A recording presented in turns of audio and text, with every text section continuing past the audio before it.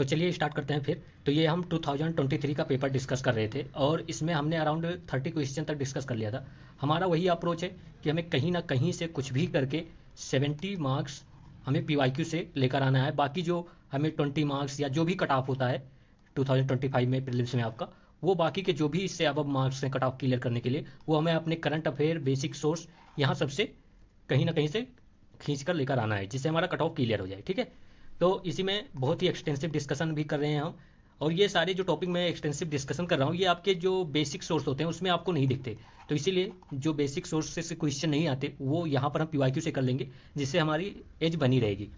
तो ये 2023 का पेपर है, सबसे टफेस्ट एग्जाम अब तक जो हुआ है इसी को बोलते हैं हम। इसमें जो आपकी कट ऑफ गई थी वो अराउंड 38 क्वेश्चन गई थी। तो आप सोच सकते हैं कितना टफ रहा होगा ये पेपर। और दूसरी बात, आप जितने भी टॉपर को आप सुन लो, उनके इंटरव्यू देख लो, कोई भी टॉपर ये नहीं बोलेगा कि उसको प्रीलिम्स में 20 से 30 क्वेश्चन से ज़्यादा उसको श्योर शॉट पता था। ओके, तो ये 41 क्वेश्चन देखिए। देखिए ये जो क्वेश्चन है आपका, इस पर मैंने एक आपको बहुत लॉन्ग वीडियो लिया है। जितने भी 6 से 12 तक जितने भी एनसीईआरटी मैप हैं, उस पर मैंने एक क्लास ली है, अराउंड 2 आवर्स की होगी। उसमें आपके जितने भी इंपॉर्टेंट प्लेस एंशिएंट इंडिया से आपको एनसीईआरटी में मेंशन है, जिससे every year UPSC at least 1 question पूछता ही पूछता है, 2-3 हो जाए तो कोई बात ही नहीं। ठीक है, तो आप वो वीडियो जाकर देख लेना। उसमें आपको ये सारे प्लेसेस जो जितने भी आप देखिए ना, 6 से 12 तक एनसीईआरटी में जितने भी प्लेसेस इंपॉर्टेंट हैं, एंशिएंट इंडिया के, मेडिवल इंडिया के, मॉडर्न इंडिया के, सब कुछ कवर हैं। इवन ज्योग्राफी का भी मैंने उसी में कवर करा दिया है। तो प्लीज़ वो वीडियो जाकर देख लेना, एक क्वेश्चन आपका सिक्योर हो जाएगा। ये जो क्वेश्चन है वहीं से पूछा गया था, और भी बहुत सारे क्वेश्चन है जो वहीं से आए हुए हैं।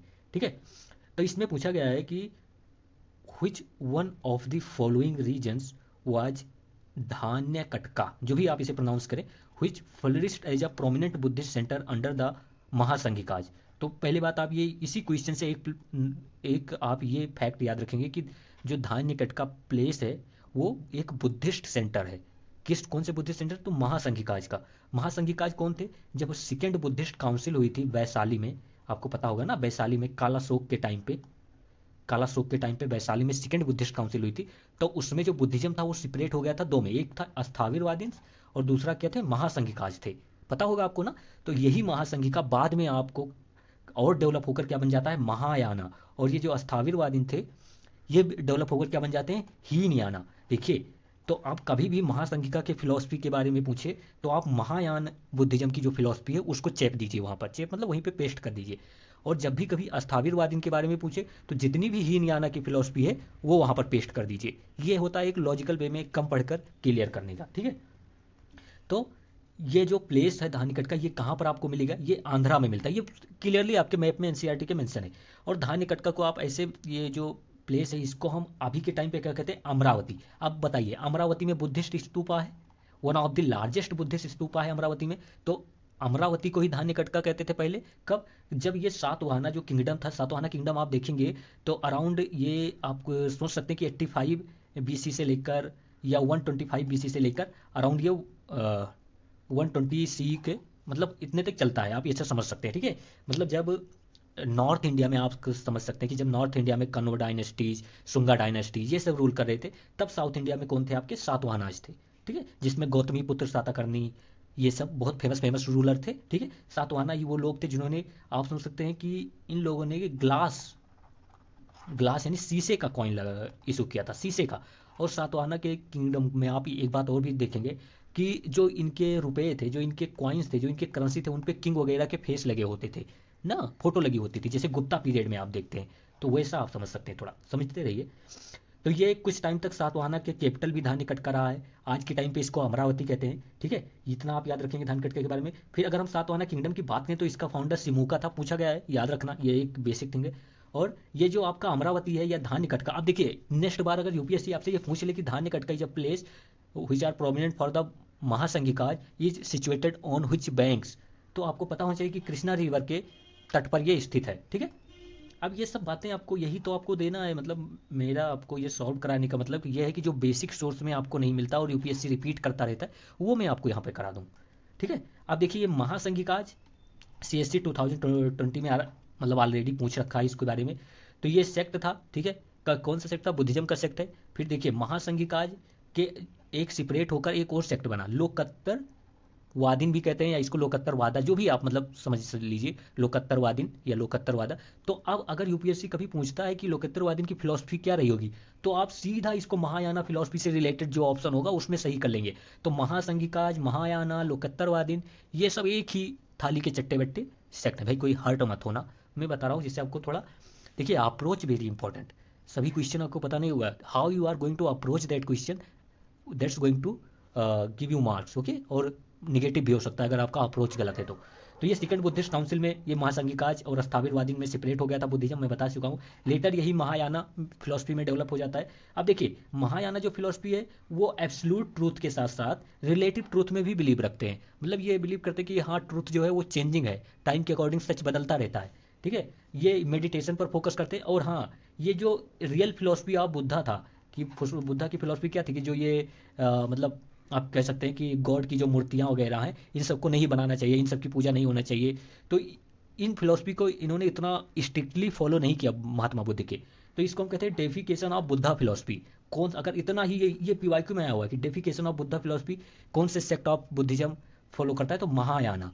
तो इन्होंने मतलब बुद्धा की मूर्तियाँ वगैरह बनाकर आइडल वर्शिप स्टार्ट कर दिया। फिर बुद्धा जो कहते थे कि हाँ मतलब थोड़ा आप एस्थेटिक लाइफ जियो, ज़्यादा धन वेल्थ एक ये सब ना इकट्ठा करो, तो महायाना ये सब थोड़ा हट जाते हैं, वो धन वेल्थ वगैरह पे ज़्यादा फोकस करने लगते हैं, ठीक है।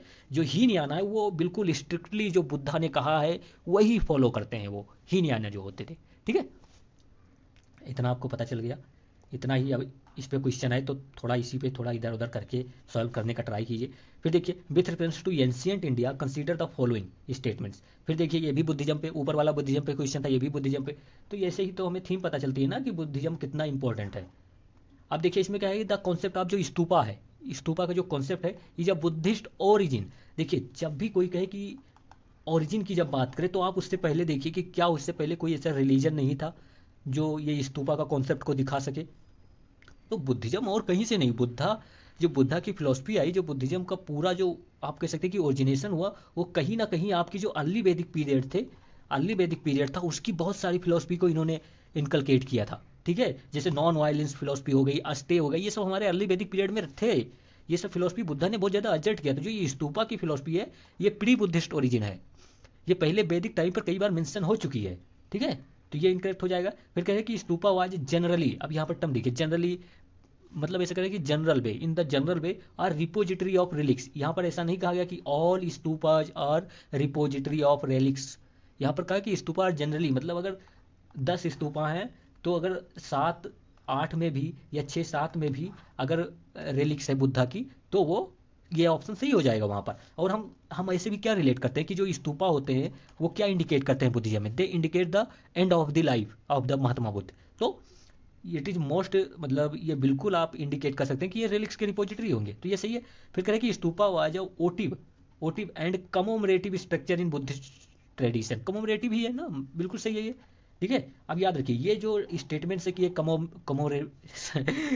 कमोमरेटिव है, ये कहाँ पर आपको मिलता है, तो अवदान सत्का में। अवदान सत्का भी याद रखेंगे कि ये बुद्धिस्ट लिटरेचर है, ठीक है। बाद बाकी भी बहुत सारे बुद्धिस्ट लिटरेचर देखेंगे तो यहाँ पर मैंने नहीं लिखा, इतना याद रखो कि अवदान सत्कार बुद्धिस्ट लिटरेचर। अब जैसे महावंशा ये भी बुद्धिस्ट लिटरेचर है, ठीक है। ऐसे आप अभी और हम देखते रहेंगे, अभी इतना आप याद रखेंगे। तो यहाँ पर आपके 2 स्टेटमेंट सही हो जाएंगे। अब नेक्स्ट पर चलते हैं, देखिए और नीचे, ओह सॉरी एक क्वेश्चन और ये है, इसके बाद नेक्स्ट पर चलेंगे। देखिए यहाँ पर फिर एंशिएंट साउथ इंडिया के बारे में पूछा गया। अब देखिए यहाँ पर जो ऊपर वाला क्वेश्चन था, ठीक है, 41 क्वेश्चन जो था, ये 43, इन दोनों क्वेश्चन को आप एनसीईआरटी जो मैंने मैप कराया है उससे सॉल्व कर सकते थे। दोनों क्वेश्चन आपके उसी से सॉल्व हो जाएंगे। तो देखिए एंशिएंट साउथ इंडिया में कह रहा है कि कोरकई हो गए, पुंपुहार हो गया, मुचरिस हो गए, ये क्या थे, बस इतना, मतलब ये क्या थे, कोई सिटी था कि कोई आयरन स्टील मेकिंग सेंटर था कि कोई जैन श्राइन्स थे, तो ये क्या थे, ये पोर्ट्स थे, पोर्ट। अब देखिए यहाँ पर ये एनसीईआरटी में मैंने इसका सोर्स बता दिया कि मेंशन है, ओल्ड न्यू कोई भी एनसीईआरटी देख लो। फिर अभी हम कुछ पोर्ट देख लेते हैं ना। अब देखिए जैसे यहाँ पर जो पोर्ट मेंशन है, जैसे कोरकई मेंशन है तो वो किसका पोर्ट था, तो पांड्याज का था। फिर ये जो चेरा जो मुचरिस पोर्ट एक मेंशन है वो चेरा का पोर्ट था। पुंपुहार जो मेंशन है वो कावेरी पत्तनम भी उसको कहते हैं, ये चोलाज का पोर्ट था। तो अब यहाँ से आप क्या देख सकते हैं, यहाँ से आपको इन तीनों पोर्ट के नाम से पता चल सकता है कि ये संगम एरा के पोर्ट थे। अब यूपीएससी नेक्स्ट टाइम बोलेगा कि संगम एरा के पोर्ट कौन है और तमाम पोर्ट के नाम दे देगा, ठीक है। तो they all three are Sangam era port. फिर देखिए कुछ पोर्ट के नाम बताऊंगा, याद रखना कि ये पोर्ट है, बस इतना भी याद रख लोगे काम हो जाएगा। अरिकामेडू जो था पांड्या के किंगडम में, और ये रोमन एम्पायर का ट्रेड का एविडेंस यहाँ पे मिलता है, ये भी एक पोर्ट था। आईबीसी के साइड टाइम पे लोथल पोर्ट था, ये तो आपको पता ही। फिर भरोच हो गया, बेरी गाजा हो गया गुजरात में, ये पोर्ट था। सोपारा एक था एंसेंट इंडिया में महाराष्ट्र में, ये भी एक पोर्ट था। ताम्रलिप्ति यूपीएससी ने ऑलरेडी पूछ रखा है, गुप्ता पीरियड में वेस्ट बंगाल में है, ये भी एक पोर्ट था। तो ये आपको साउथ ईस्ट एशिया में ट्रेड लिंक है, आप ऐसा समझ सकते हैं ना। फिर मैसोलिया, मैसोलिया क्या था, ये भी एक पोर्ट था आंध्र प्रदेश में, मैसोलिया, ठीक है, याद रखेंगे। फिर ये भी यूपीएससी ने पूछा है मोटुपल्ली, मोटुपल्ली के आंध्र प्रदेश में, ये भी रोमन एम्पायर का एविडेंस देता है, ये भी एक पोर्ट है। बस इससे ज़्यादा आप क्या ही पढ़ोगे, इतना ही वैल्यू एडिशन इतना ही बार बार याद कर लो तो काफ़ी है। ठीक है, नेक्स्ट पर चलें, अब चलते ही हैं। कह रहा है कि which of the following explain the practice of Vatakkiruttal, Vatakkiruttal. अब देखिए ये भी एनसीईआरटी का ही है, ये भी एनसीईआरटी का ही कह रहे हैं कि वट्टा कीर्तल एज मेंशन इन संगमा पोएज। अब देखिए संगम पोएम से, संगमा पीरियड से 2 क्वेश्चन हो चुके हैं ना। तो संगम पोएज में वट्टा कीर्तल क्या थे, तो देखिए इसको आपको एक ही वर्ड में याद रखना, फिर से रिपीट हो जाए तो आपकी जय जयकार, नहीं हो तो कोई बात नहीं। तो ये क्या था कि एक रिचुअल सेक्रीफाइस और सुसाइड था, जब कोई किंग, जैसे मैं किंग हूँ मैं हार गया, तो अब संगम पीरियड में ऐसा था, ये ऐसे पोएम्स थे जो ये शो करते थे कि अगर कोई किंग हार गया तो वो कैसे रिचुअल सेक्रीफाइस कर देगा, वो मर जाएगा, सुसाइड कर लेगा ना। तो a king defeated in a battle committing ritual suicide by starving himself to death, ठीक है, हिमसेल्फ टू डेथ। तो ये आप याद रखेंगे, ठीक है, इसको वट्टा कीर्तल कहते थे। अब थोड़ा संगमा पोएम्स की बात हुई है तो थोड़ा देख ही लेते हैं, ठीक है। अब देखिए सबसे पहले यहाँ पर देख लीजिए, ये फर्स्ट जो ऑप्शन है, यार कुत्ते भूकने लगे।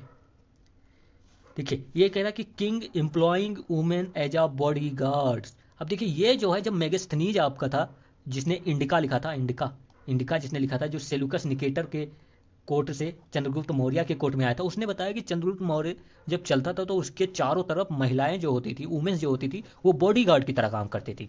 तो ये आप ऐसा कभी यूपीएससी पूछे तो आप याद रखेंगे कि मौर्यन एम्पायर में ये प्रैक्टिसेस थी, ठीक है। फिर कह रहा है कि learn person assembling in a royal court to discuss religious and philosophical matters. कहीं ना कहीं अगर हम बात करें कि डिस्कस द रिलीजियस मैटर्स, ऐसी कोई असेंबली जब हो जहाँ पर होती थी और जो किंग के द्वारा बुलाई जाती थी, वो या तो पहली बात संगमा पीरियड हो जाएगा, संगमा पीरियड में भी ऐसी असेंबली बुलाई जाती थी, या फिर हर्षवर्धना के टाइम पे असेंबली ऐसी बुलाई गई थी, बुद्धिस्ट असेंबली। और या फिर आप देखेंगे कि जो अकबर था उसने इबादत खाना ऐसे होल्ड करता था, ठीक है, तो ये भी आपको पता है। फिर यहाँ पर देखिए कह रहे हैं कि young girls keeping watch over agriculture fields, ऐसा कुछ कहीं पर कुछ मेंशन ही नहीं, तो इसको भी छोड़ते हैं। बाकी अब यहाँ पर देखते हैं, देखिए अगर हम संगमा पोएम की बात हो रही है तो संगमा पोएम के 2 पार्ट होते हैं, एक होता है पुरम। पुरम पोएम्स में क्या होता है, इसको यहाँ पर ऐसा कर लीजिए, पुरम पोएम्स में वॉरियर्स वगैरह के, जो वॉरियर्स हैं, वार्स हैं, इन सब की ज़्यादा आपको वो पोएम्स इसमें ज़्यादा डेडिकेटेड होती है, वॉरियर्स, वार्स, इस पे। और एक होता है अहम पोएम्स, अहम पोएम किस पे, लव, डिवोशन, इन सब की बात करता है। तो 2 टाइप्स के पोएम्स बहुत ज़्यादा देखने को मिलते, तो कभी यूपीएससी के बोले कि Puram and Aham poems are famous during the तो संगमा पीरियड, ओके। फिर देखिए संगमा पीरियड में जो बेल्लार वर्ड था, या जो बेल्लार जिसको कहा जाता था, वो क्या थे, एग्रीकल्चरिस्ट थे, फार्मर्स को बेल्लार कहा जाता था। फिर तोल्लकपियम, तोल्लकपियम क्या है, एक तमिल ग्रामर है, संगमा पीरियड से रिलेटेड है, तो तोल्लकपियम एक बुक है जो है तमिल ग्रामर।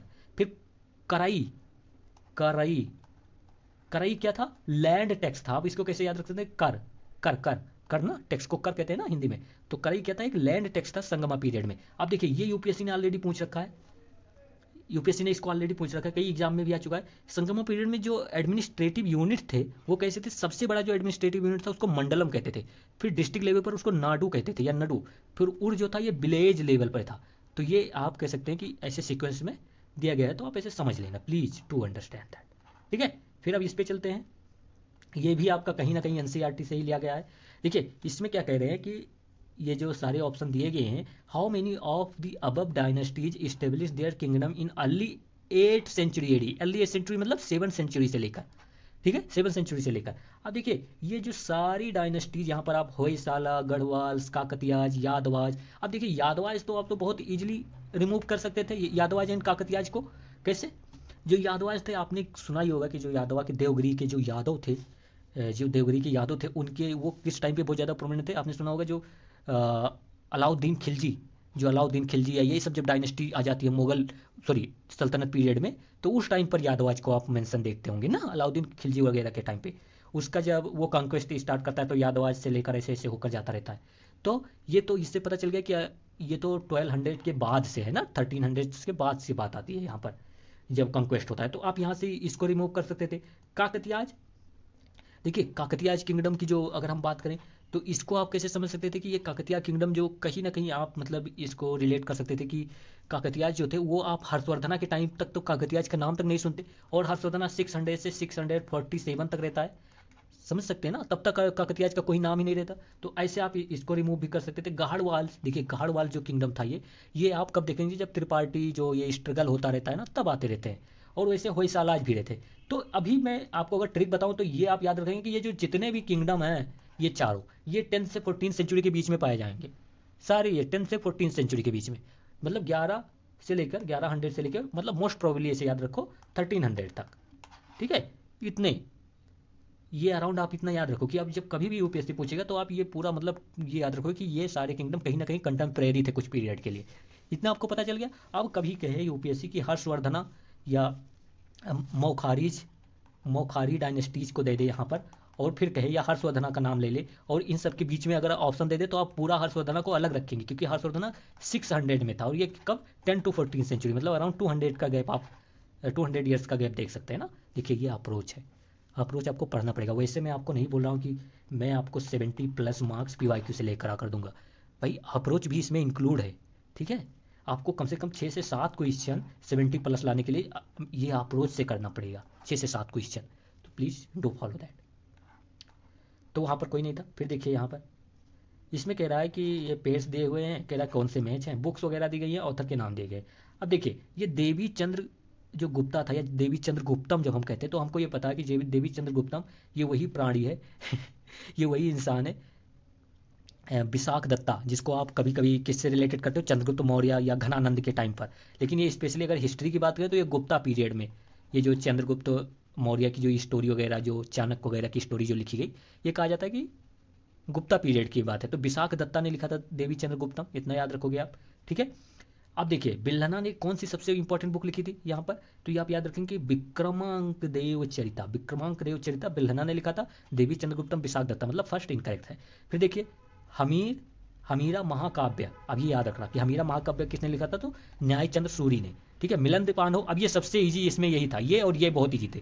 मिलिंद पानो हमको पता है कि नागसेना ने लिखा था, नागा अर्जुना ने नहीं। नागा अर्जुना जो थे वो मध्यमिका स्कूल, जो बुद्धिस्ट स्कूल है उसके उसके प्रोपाउंडर थे, उसको फॉलोअर्स थे आप कह सकते हैं, या उसके आप कह सकते हैं कि सेंट थे। तो मध्यमिका स्कूल से नागा अर्जुना रिलेटेड थे। मध्यमिका का मतलब मिडिल पाथ, बुद्धि अब किसकी बात करता है, मिडिल पाथ की।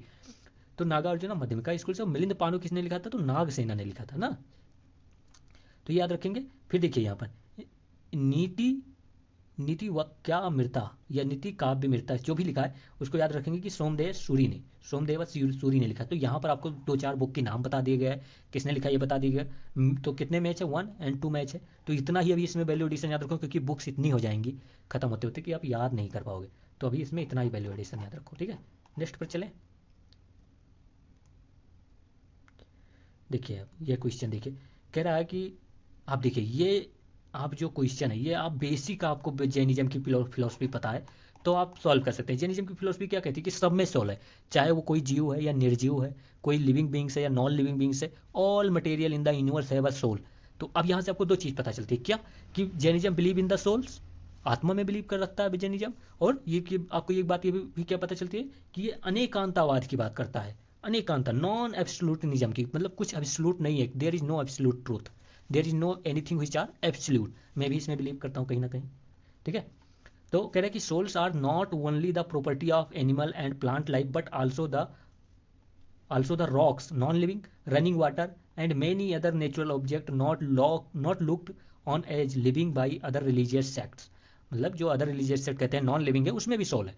तो ये स्टेटमेंट किस रिलीजियस सेक्ट और बिलीफ से बिलीव करता है, तो जैनिज्म, आप इतना आपको पता होगा। फिर जैनिज्म की देखिए, जैनिज्म की 1-2 फिलोसफी मैं यहाँ पर बता दे रहा हूँ, दोनों की याद रखना, अनेकांतावाद, स्यादवाद, दोनों एक ही फिलोसफी के पार्ट है। लेकिन अगर यूपीएससी से पूछे कि अनेकांतावाद स्यादवाद फिलोसफी किससे रिलेटेड है, तो जैनिज्म से है। अब स्यादवाद की फिलोसफी कभी अब यूपीएससी कैसे पूछेगा, कि ऐसे ही पूरा फॉर्म कर देगा जिसमें आपको पता चलेगा कि ऐसी बातें की जा रही है कि जिसमें कुछ एब्सोल्यूट ट्रूथ की बात नहीं की जा रही। ये कहा जा रहा है कि everything is relative, everything is like a perhaps, जैसे हम बोलते हैं ना कि शायद ऐसा होगा, शायद वैसा होगा, शायद कैन बी, पॉसिबल। जहाँ पर ये सब बातें आ जाएंगी वहाँ पर अनेकांतवाद और स्यादवाद की फिलॉसफी लगेगी जैनिज्म की। ठीक है, तो ये आपका अप्रोच होगा। फिर जैनिज्म की जो ये फिलॉसफी है थोड़ा स्ट्रिक्ट नॉन वायलेंस की बात करते हैं। ये कर्मा और सोल दोनों में बिलीव करते हैं, ये भी याद रखेंगे। बाकी अभी बहुत बार जैनिज्म आएगा तो आप ऐड करते रहेंगे। फिर देखिए यहाँ पर कह रहे कि ओके, इतना स्टोरेज खत्म हो गया मेरा, 1 मिनट। आप देखिए नेक्स्ट क्वेश्चन पे चल रहे हैं। ठीक है, मैं अप्रोच को बताते हुए चल रहा हूँ। 48 क्या कह रहा है कि हु अमंग द फॉलोइंग, ये भी एनसीईआरटी का है, मैं यहीं पे सोर्स बता दे रहा हूँ, ये भी आपका एनसीईआरटी से है क्वेश्चन। ठीक है, 12th एनसीईआरटी। फिर कह रहे कि who among the following rulers of the Vijayanagar empire constructed a large dam across Tungabhadra rivers and canal cum aqueduct several kilometres long from the river to the capital city. तो किसने, मतलब कह रहे कि कौन सा विजयनगर एम्पायर का रूलर था जिसने तुंगभद्रा रिवर पर डैम बनवाया था, बस। तो ये थे देवराय फर्स्ट। अब देखिए ये फैक्ट है, आपको ये याद रखना है, इसमें कोई लॉजिक नहीं है, दीज आर द फैक्ट। अब जैसे गयासुद्दीन तुगलक जो था, मोहम्मद बिन जो गयासुद्दीन तुगलक, ये पूरा तुगलक डायनेस्टी की बात करें हम, तो उन्होंने भी जो, और उसमें सबसे इंपॉर्टेंट गयासुद्दीन तुगलक, उसने भी बहुत सारे डैम वगैरह और इरीगेशन वगैरह की बात की थी। अब देखिए जो मोहम्मद बिन तुगलक था, उसने बहुत सारे, जैसे उसने स्टार्ट किया था तक्कावी, तक्कावी कैसे लिखेंगे, तक्कावी, ये क्या था, ये एग्रीकल्चर लोन प्रोवाइड करता था, तक्कावी। ठीक है, और उसके मोहम्मद बिन तुगलक के टाइम पर आप देखेंगे कि उसने एक सेपरेट डिपार्टमेंट ही बना दिया था एग्रीकल्चर का, separate department for the slave separate department. सबसे ज़्यादा स्लेव कहा जाता है कि तुगलक डायनेस्टी में आपको मिलेंगे। ठीक है, तो ये सब आपको पता होना चाहिए। मोहम्मद बिन तुगलक वही पर्सन है, आप याद रखेंगे कि मोहम्मद बिन तुगलक वही पर्सन है जिसने क्या किया था, करेंसी जो होता है, जो फियाट करेंसी है, उसने अप्लाई किया था, उसने चालू कराया था, लेकिन फेल हो गया था पूरा। तो ये सब आपको पता होना चाहिए। ठीक है, तो यहाँ पर देवराय फर्स्ट याद रखना। बाकी तो ये जो विरूपक्षा, ये तो एक गॉड का नाम है, तो ये तो वैसे ही इलिमिनेट हो सकता था, ये गॉड है। विजयनगर एम्पायर में जिसको विरूपाक्षा टेम्पल आप सुनते होंगे ना, विरूपाक्षा टेम्पल, तो वो विजयनगर एम्पायर से रिलेटेड है, ये भी याद रखेंगे। तो विजयनगर एम्पायर के जो गॉड थे, गॉड ऑफ विजयनगर एम्पायर, तो वो विरूपाक्षा जी थे। ठीक है, बस इतना ही उसमें याद रखो, वो फैक्ट है, आप उसमें कुछ नहीं कर सकते। ठीक है, बाकी अगर विजयनगर एम्पायर में मैं देखता हूँ कुछ ना होगा तो एक वीडियो लेकर आऊँगा। ये देखिए 49 कह रहा है कि who among the following rulers of the medieval Gujarat surrendered Diu to the Portuguese, सीधा स्पेक्ट्रम से रिलेटेड लिया गया क्वेश्चन। कह रहे हैं कि दीव जो था उसको पोर्तुगीज, मतलब दीव जो गुजरात है उसको पोर्तुगीज को किसने सरेंडर कर दिया था, ये पोर्तुगीज को किसने दे दिया था, तो ये हमारे थे बहादुर शाह जी।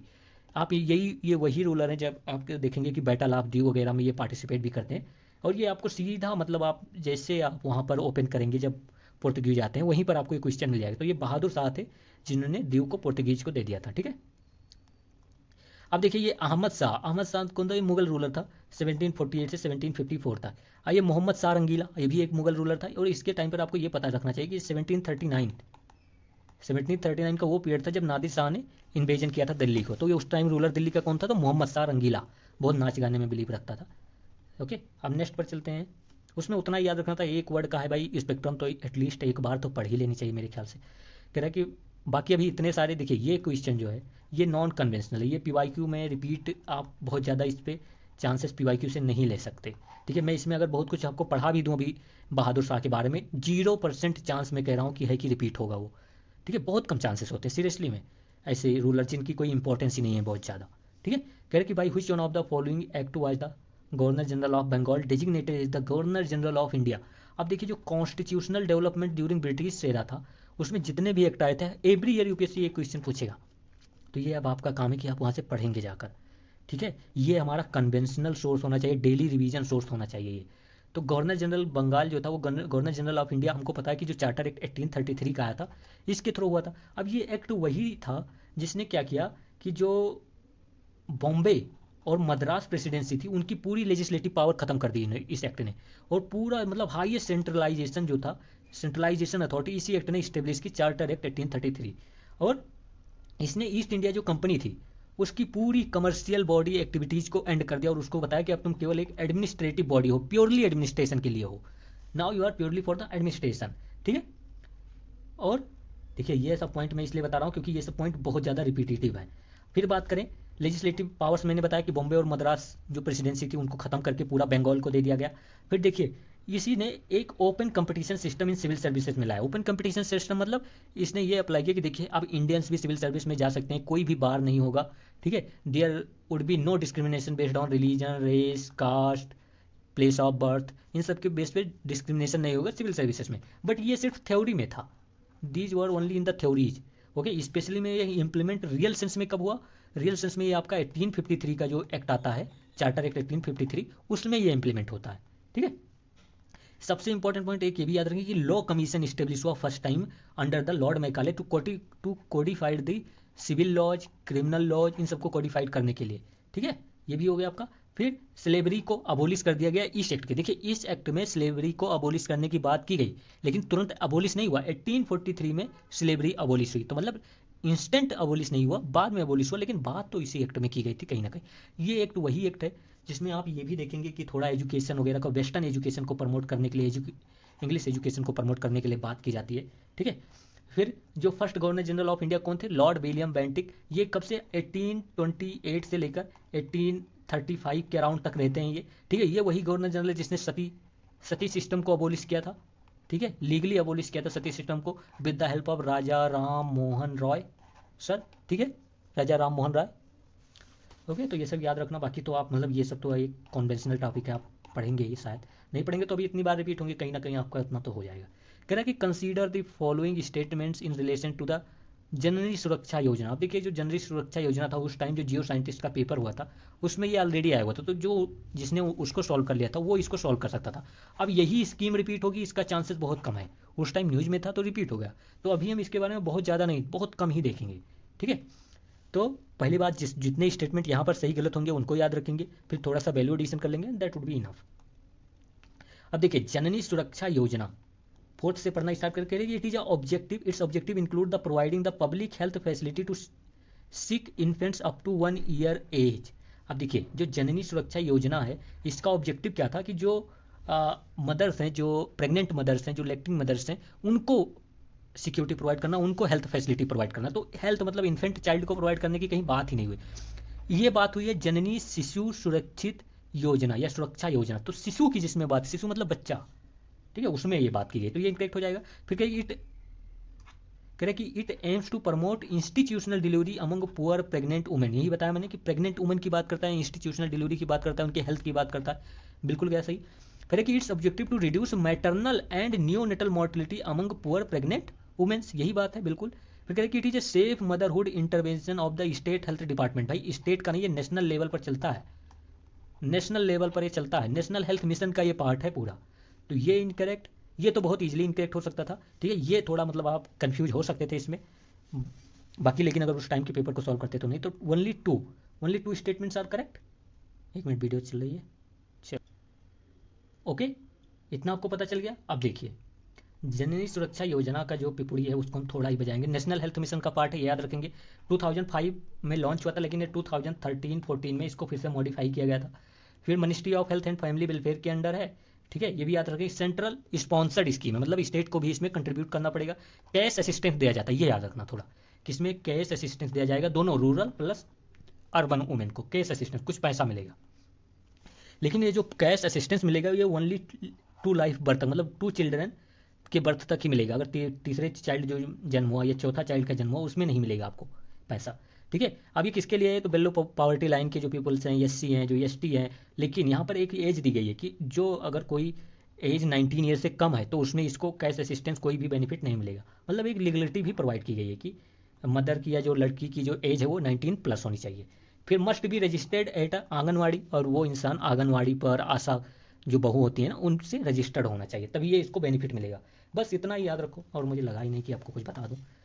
बहुत कम चांस है ना स्कीम का रिपीट होने का, इसका भी बहुत कम चांस है। फिर भी देख, consider the following statement in the context of intervention being undertaken under anaemia मुक्त भारत स्ट्रेटजी। एनीमिया मुक्त में क्या होता है? एनीमिया किसकी कमी से होता है? अगर आप इतना भी पता कर लोगे तो आपको पता चला। एनीमिया जो होता है वो आयरन की कमी से होता है, फोलिक एसिड की कमी से होता है। तो इसमें क्या है कि it provides prophylactic calcium supplementation for pre school children, adolescent and pregnant women. अब ये पता नहीं क्या प्रोफाइलेक्टिक कैल्शियम, तो कैल्शियम एनीमिया से मुक्त करना है तो कैल्शियम नहीं आयरन दोगे ना भाई, तो ये इनकरेक्ट हो गया। और जैसे ये इनकरेक्ट हुआ तो it runs A campaign for delayed code, क्या लिखा है, code clamping at the time of child birth.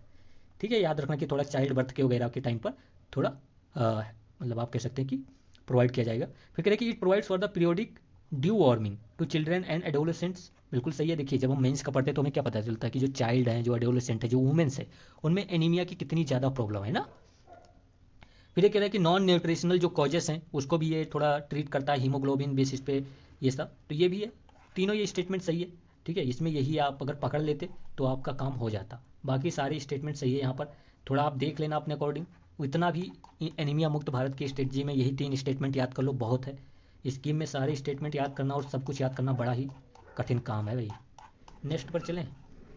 53 देखिए। अब ये जो क्वेश्चन आपका 53 है, ये ऑलरेडी यूपीएससी ने पीवाईक्यू में पूछ रखा, बट डायरेक्टली नहीं, इनडायरेक्टली, जिसको हम इनडायरेक्टली ही बात करते हैं सारे क्वेश्चन में। इनडायरेक्टली पर भी हमें भरोसा है, क्योंकि डायरेक्टली से 2 से 3 क्वेश्चन ही रिपीट होंगे, इनडायरेक्टली 30 क्वेश्चन रिपीट होंगे, तो हम ये 30 पे फोकस कर रहे हैं। ठीक है, अब देखिए इसमें कह रहा है कि जो कार्बन फाइबर्स है are used in the manufacturing of components use in automobiles and aircrafts. देखिए यहाँ पर ऐसा नहीं कह रहा है कि जो कार्बन फाइबर्स हैं वो केवल ऑटोमोबाइल्स और एयरक्राफ्ट्स में यूज किए जा रहे हैं। ये भी नहीं कह रहा कि carbon fibre can not used in these two. अब देखिए एयरक्राफ्ट हो गया, ऑटोमोबाइल इंडस्ट्री हो गई, कितनी बड़ी है, कहीं भी थोड़ा भी कार्बन फाइबर्स यूज हो गया तो ये स्टेटमेंट सही होना ही होना है। ठीक है, सही होना है। फिर कह रहे कि कार्बन फाइबर्स वंस यूज्ड, एक बार यूज किया गया, कैन नॉट बी रिसाइकल्ड। अब देखिए ये ऐसी बात कर दी गई कि इस दुनिया में कोई टेक्नोलॉजी बन ही नहीं सकती जो कार्बन फाइबर को रिसाइकिल कर सके। क्या ये पॉसिबल है? इनकरेक्ट। अभी हमने अनेकांतावाद की फिलॉसफी पढ़ी कि नथिंग इज इम्पॉसिबल। ठीक है, तो ये फिर ये इम्पैक्ट हो जाएगा। बट एक बात याद रखना, मैंने जब इसके बारे में पढ़ा तो रिसाइकल तो किया जा सकता है, but it is not easy to recycle. अगर यूपीएससी यहाँ पर कह सकते हो कि carbon fibre once use can be easily recycled, तो वो प्रॉब्लम हो जाती है। ईजी नहीं है रिसाइकल करना, कठिन होगा थोड़ा। ठीक है, अब देखिए ये जो कार्बन फाइबर्स है ये आप देखेंगे 70% लाइटर होता है, मतलब बहुत हल्का होता है, और 5 टाइम्स स्ट्रॉन्गर, मतलब मजबूत है किसके, इन कंपेरिजन टू स्टील। तो अब आप यहाँ पर समझ सकते हैं इसका यूजेस कहाँ नहीं हो सकता। यूपीएससी कहे कि इसका यूज स्पेस सेक्टर में होगा, बिल्कुल होगा। लाइटर है ना, कम भार है, स्पेस सेक्टर में वही तो चाहिए जो ज़्यादा मजबूत हो, लेकिन भार उसका, वजन जो है उसका, वेट जो है कम होना चाहिए। तो ये सब जगह यूज किया जाएगा। अब ये एक डेवलपिंग टेक्नोलॉजी है आप कह सकते हैं। तो लाइटर और स्ट्रॉन्गर की जो कैपेसिटी है, that's why it could be used everywhere. और एक बार ये कोरोजन रेजिस्टेंस है, ये भी आप याद रखेंगे। ठीक है, बस इतना ये इसमें पॉइंट में याद रखो, बाकी तो सब होता रहता है टाइम के अकॉर्डिंग। अब देखिए ये सीधा आपका एप्लीकेशन बेस्ड क्वेश्चन है, इसमें आप केवल एप्लीकेशन लगाइए and you will be surely go to, मतलब एक आपको 2 नंबर फ्री में मिल जाएगा। एप्लीकेशन है पूरा, इसमें आपको कोई भी मतलब ऐसे क्वेश्चन में कोई वैल्यू एडिशन नहीं, जस्ट एप्लीकेशन। कह रहा है कि डिटेक्शन ऑफ, पहले यहाँ पर देख ले, कह रहा है कि how many above action is the function of accelerometer required. Accelerometer मतलब जिसको एक्सीलरेटर जैसे कहते हैं ना, कि एक्सीलरेटर गाड़ी में होता है या किसी चीज़ का तेज कर देना, थोड़ा फास्ट कर देना ना, एक्सीलरोमीटर किसी चीज़ को फास्ट कर देता है। कह रहा है कि डिटेक्शन करना, अब डिटेक्शन में फास्टर चीज़ की जरूरत है। Detection of the tilt of the smartphone which resulted in the rotation of display between portrait and landscape mode. अब देखिए स्मार्टफोन की जो स्क्रीन होती है कभी ऐसे लैंडस्केप में करते हैं, कभी पोर्ट्रेट मोड में करते हैं, तो ये सब क्या एक्सीलरोमीटर से बिल्कुल इसका यूज किया जा सकता है एक्सीलरोमीटर को फास्ट करने के लिए। फिर कहें कि detection of accidental free fall of a laptop towards the ground which result in the intermediate turning of the hard drive, बिल्कुल यूज किया जा सकता है। इसमें क्या कहा है, एक्सीलरोमीटर रिक्वायर्ड होगा, कितने में यूज किया जा सकता है ये। फिर कहें कि डिटेक्शन, डिटेक्ट किया जा सकता है एक्सीलरोमीटर से, of a car crash collision which result in the deployment of airbag almost instantly, और ये भी सही है यहाँ पर। अब देखिए ये आपका एप्लीकेशन बेस्ड था, यहाँ पर एक्सीलरोमीटर है, मतलब किसी को तेज करने की बात, और तीनों हो सकता है एक्सीलरोमीटर का यूज करके, क्योंकि एक्सीलरोमीटर में भी नई नई टेक्नोलॉजी आती होंगी। अब ये यहाँ पर आपका आंसर सी हो जाएगा, ऑल 3 आर करेक्ट। अब इसमें मैं कोई वैल्यू एडिशन बताऊंगा भी नहीं, क्योंकि वैल्यू एडिशन इसमें कोई हेल्पफुल होगा भी नहीं आपको। अब नेक्स्ट पर चलते हैं। देखिए ये क्वेश्चन ऑलरेडी यूपीएससी 2019 में इसी के पे पूछा गया। इसमें पूछा गया है कि with reference to the role of biofilters. अब बायोफिल्टर्स क्या है, bio plus filters, bio plus filters. Bio मतलब जो ऑर्गेनिजम्स हो गए, जो कोई लिविंग बींग्स हो गया, चाहे वो प्लांट हो, चाहे वो कोई जानवर हो, चाहे वो कोई बैक्टीरिया हो, चाहे फंगई हो, चाहे वायरस हो, ये सब बायो हो गए। फिल्टर्स क्या फिल्टर करते हैं, फिल्टरिंग द, यानी हो सकता है कि ये पोल्यूशन को खत्म करे, फिल्टर करे, खत्म कर दे, हो सकता है कि ये वाटर को फिल्टर करे। तो मतलब इन सब का यूज करके, प्लांट, एनिमल, बैक्टीरिया, फंजाई, इन सब का यूज करके इस चीज़ को फिल्टर करना, प्योर करना। ठीक है, अब कह रहे हैं कि bio filters in the recirculating aquaculture system consider the following statements. अब देखिए कह रहा है कि bio filters provide waste treatment, बिल्कुल best treatment by removing the uneaten fish food या फिश फीड। आप देखिए जो बायो फिल्टर्स हैं, हम ये 2019 में जब क्वेश्चन आएगा हम देखेंगे, उसमें यही कहा गया कि जो बायो फिल्टर्स है उसका यूज किया जा सकता है ओशियन में जो पोल्यूशन है उसको खत्म करने के लिए, उसको कम करने के लिए। अब यहाँ पर भी आप यही कहीं ना कहीं पोल्यूशन की बात की जा रही है, अनईटन फिश फूड की बात की, कह रहे हैं कि इसका ट्रीटमेंट किया जा सकता है। बिल्कुल किया जा सकता है, रोल जो बायो फिल्टर्स का रोल है बेस्ट ट्रीटमेंट में, ठीक है।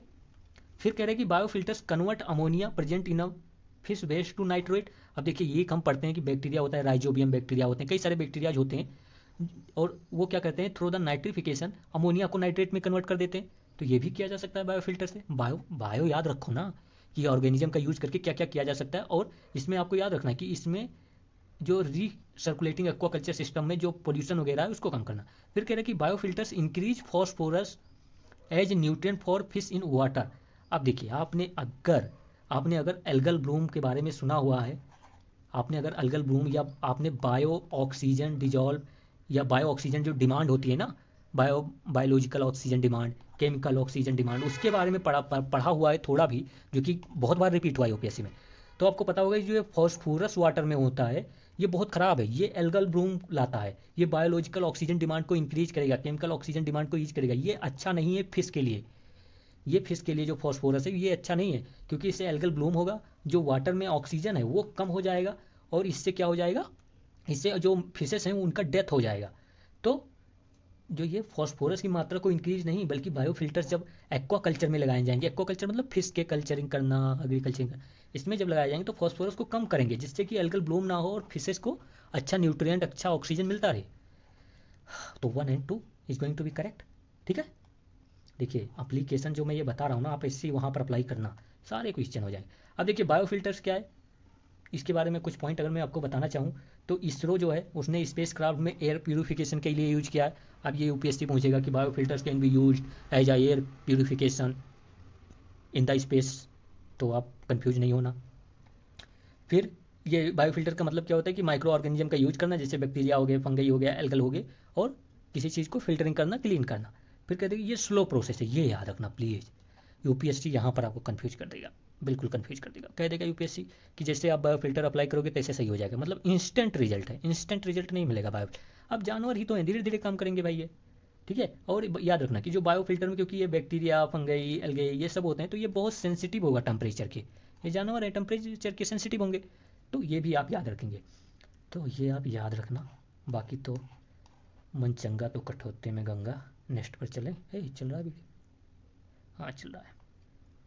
अब देखिए ये जो क्वेश्चन था ये सीधा न्यूज में मेंशन था उस टाइम, और न्यूज में केवल एक टर्म मेंशन था, बाकी ये जो सेकेंड टर्म है ये हम बेसिक में ही पढ़ लेते हैं। एनसीईआरटी में ये दिया गया है कि नेबुला क्या है, nebula is a cloud of dust and gases in space, जो एक बहुत बड़ा क्लाउड, या आप कह सकते हैं कि शेप्ड, दिस ये से शेप्ड होता है, इसमें बहुत सारे क्लाउड, डस्ट, गैसेस, मिनरल्स ये सब भरे होते हैं, उसी को नेबुला कहते हैं ना। नेबुला से ही हमारे सोलार सिस्टम हो गया, बहुत सारे स्टार्स हो गए, इनका फॉर्मेशन हुआ है।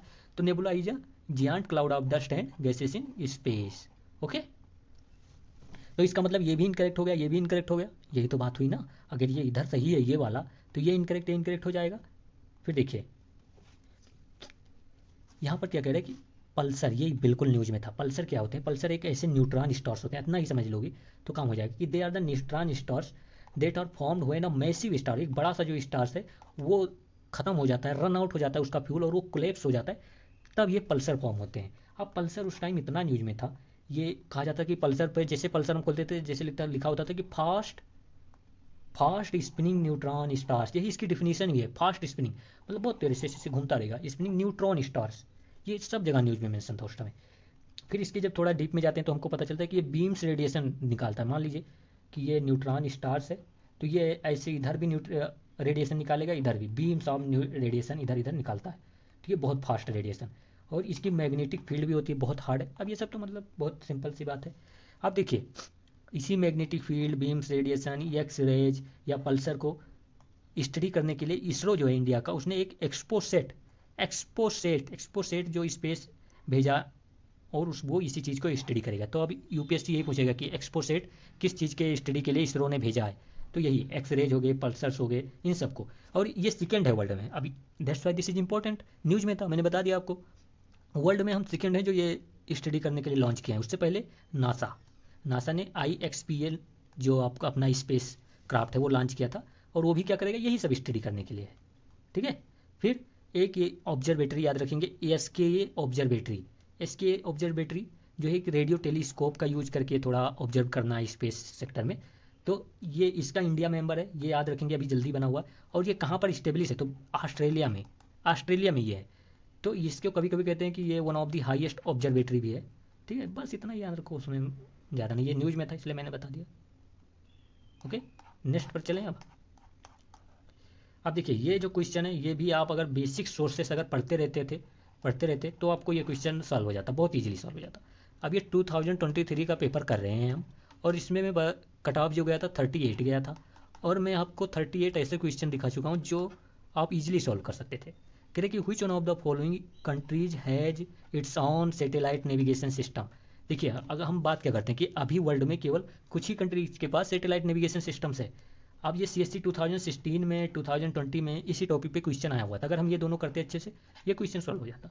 अब देखिए GPS किसका सैटेलाइट सिस्टम है, USA का। ग्लोनोस किसका है, रसिया का। गैलीलियो किसका है, UAE का। बेडू किसका है, चाइना का। अब देखिए ये जो चारों सैटेलाइट सिस्टम है ग्लोबल है, ये ग्लोबल सैटेलाइट सिस्टम्स हैं। ठीक है, ग्लोबल लेवल पर। फिर कुछ रीजनल है, रीजनल जैसे नाभिक हो गया इंडिया का, जिसको IRNS भी कहते हैं। और जापान का भी एक अपना ग्लोबल या रीजनल सैटेलाइट सिस्टम है। तो यही 5 to 7 कंट्रीज हैं, आप कह सकते हैं। कितने हो गए, 1 2 3 4 5 6, यही 6 कंट्रीज हैं जिनका अपना सैटेलाइट सिस्टम है। ठीक है, इतना याद रखेंगे। अब देखिए नाभिक के बारे में UPSC ने ऑलरेडी पूछ रखा है, इंडिया के सैटेलाइट सिस्टम के बारे में। और उसने इसमें पूछा गया था कि जो सैटेलाइट में कितने सैटेलाइट्स हैं इसमें। तो इसमें 7 ऑपरेशनल सैटेलाइट्स हैं और 2 बैकअप के लिए हैं कि कभी ये 7 में से कोई ख़राब हो जाए। और ये जियो सिंक्रोनस और जियो स्टेशनरी ऑर्बिट दोनों में है। फिर इसकी रेंज क्या है, कितना कवर करेगा, तो पूरे इंडिया को कवर करेगा, और बॉर्डर से लेके 1500 किलोमीटर दूर तक, मतलब बांग्लादेश चाइना में 1500 किलोमीटर घुस जाएगा। फिर ये सिविलियन, हम आप लोग और मिलिट्री दोनों पर्पज़ के लिए बनाया गया है। बस इतना ही याद रखो। फिर 58 देखते हैं।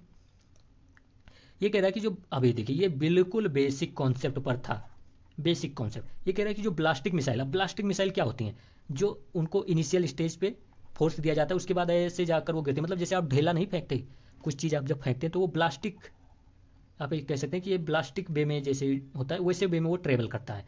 तो कहते हैं ballistic missile are jet propelled at subsonic speed throw out, यही इनकरेक्ट कर दिया, थ्रो आउट देयर फ्लाइट्स नहीं, केवल इनिशियल स्टेज पे उसको फोर्स दिया जाता। ठीक है, तो उसको इनिशियल स्टेज पे फोर्स दिया जाता है ब्लास्टिक मिसाइल को। तो यहाँ पर ये इनकरेक्ट हो गया। फिर कहते हैं कि वाइल क्रूज जो मिसाइल्स होते हैं are rocket power only in the initial phase of flight, कहीं ना कहीं इसको स्वैप कर दिया गया है। मतलब आप कैसे याद रखेंगे, क्रूज मिसाइल जो है are jet propelled at a subsonic speeds through subsonic speed throw out their flights. तो ये किसका डिफिनेशन है, क्रूज मिसाइल का। फिर अगर हम ब्लास्टिक मिसाइल की बात करें तो क्या हो जाएगा, ballistic missiles are rocket powered only in the initial phase of flight. तो ये इनकरेक्ट हो गया, और ये सही मैंने यहाँ पर यहीं पर बता दिया कैसे स्वैप कर दिया गया था।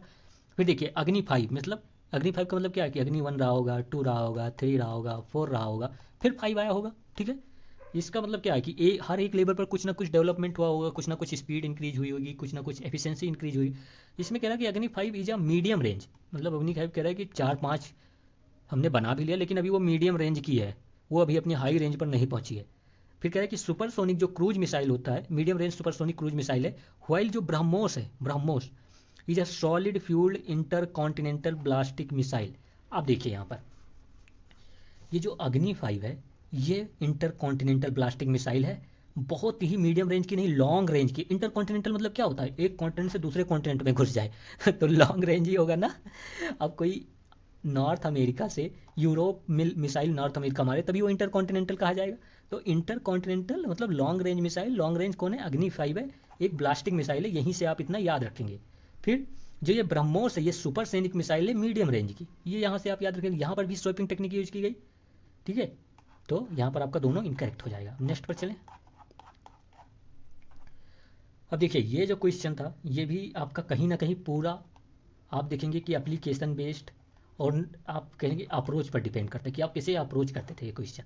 देखिए कह रहा है कि consider the following statements regarding the mercury pollution. Mercury pollution water में मिलता है, पावर प्लांट से निकलता है, एग्रीकल्चर में भी होता होगा, फूड में भी होता होगा, हमें नहीं पता। कह रहा है कि gold mining activities is a source of mercury pollution in the world. यहाँ पर ऐसा नहीं कहा गया कि gold mining activities are 90% reason for the mercury pollution. ये भी नहीं कहा गया कि gold mining activities are only source of mercury pollution. अगर 1% भी गोल्ड माइनिंग से मर्करी निकलता है तो वो हो गया, यहाँ पर ये स्टेटमेंट सही। फिर कह रहा है कि coal based thermal power plant cause mercury pollution, बिल्कुल हो सकता है ना, फिर वही वाला कि अगर थोड़ा भी निकलता है तो। फिर कह रहे कि there is no no no no no non safe level of exposure to mercury. भाई कोई ना कोई प्लेस तो होगा ही जहाँ पर मरकरी से सेफ्टी मिलेगी, जहाँ मरकरी नहीं होगा या कम होगा। सेफ लेवल का मतलब क्या है, पहली बात यह है, ये टर्म समझिए। सेफ लेवल का मतलब क्या है कि जहाँ पर जीरो मरकरी हो, नहीं। सेफ लेवल का मतलब है कि जहाँ पर मरकरी टोलरेबल हो, जहाँ पर मरकरी टोलरेबल हो, जिसको टोलरेट कर सके, जिस पे कोई ज़्यादा जो हेल्थ इम्पैक्ट है वो ना पड़े। ये टर्म जो है सेफ लेवल का, ये तो मतलब हुआ। अब सेफ लेवल डिसाइड कौन करेगा, WHO डिसाइड करेगा या कोई हेल्थ मिनिस्ट्री या हेल्थ डिपार्टमेंट डिसाइड करेगा।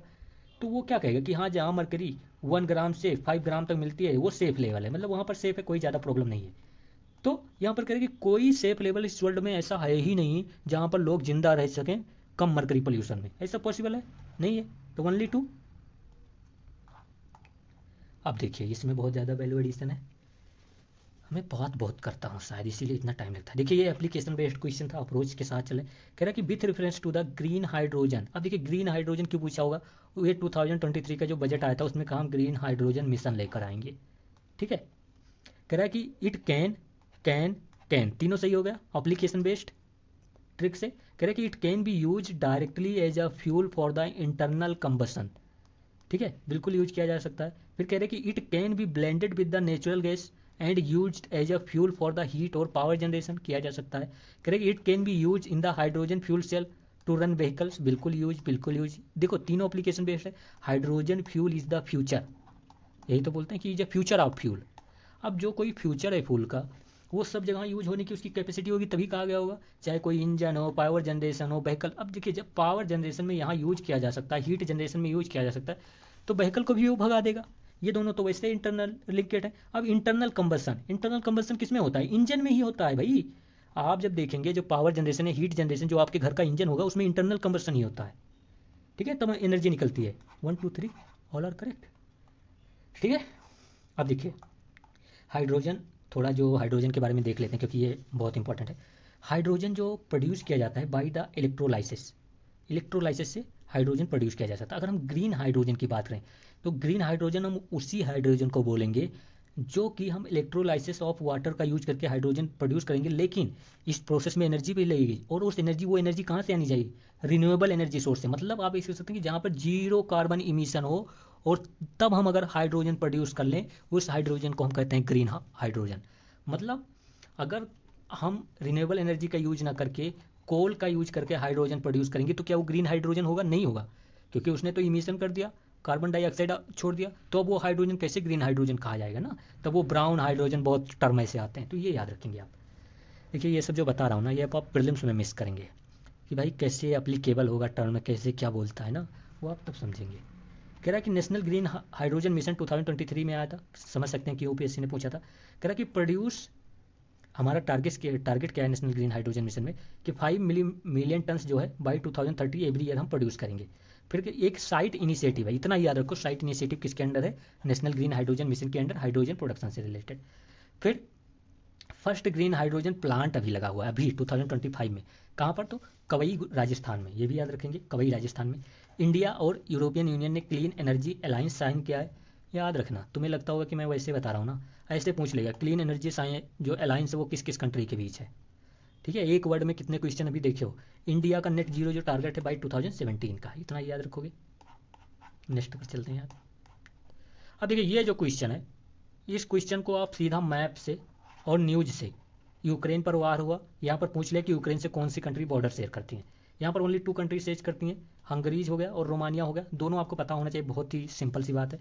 अब देखिए यहाँ पर जो ल्यूथानिया हो गया, लातविया हो गया, ये दोनों आपको पता है कि ये आपका जो पोलैंड है कहीं ना कहीं उससे पूरा शेयर करते रहते हैं, तो ये दोनों नहीं होंगे वहाँ पर। बल्कि मैं कहूँगा आप मैप देखते हैं तो ये आपके लिए बहुत बिग डील नहीं है सॉल्व करना। तो ये यहाँ पर ओनली 2 स्टेटमेंट्स आर करेक्ट। और ऐसे स्टेटमेंट जब जहाँ पर 6 स्टेटमेंट्स हो तो ये एक बात याद रखना, कभी 5 और 6 पूरे सही नहीं होंगे, ठीक है। चलो नेक्स्ट पर चलते हैं 62 पर। 62 क्या कह रहा है कि अब ये देखिए, ये पूरा आपका एनसीईआरटी और बेसिक सोर्स से क्वेश्चन है। कह रहा है कि with reference to the earth atmosphere which one of the following statement is correct. कहीं ना कहीं यही क्वेश्चन पे डिबेटेबल 2024 में आपका यूपीएससी ने पूछ लिया था, यहीं से रिलेटेड था वो क्वेश्चन।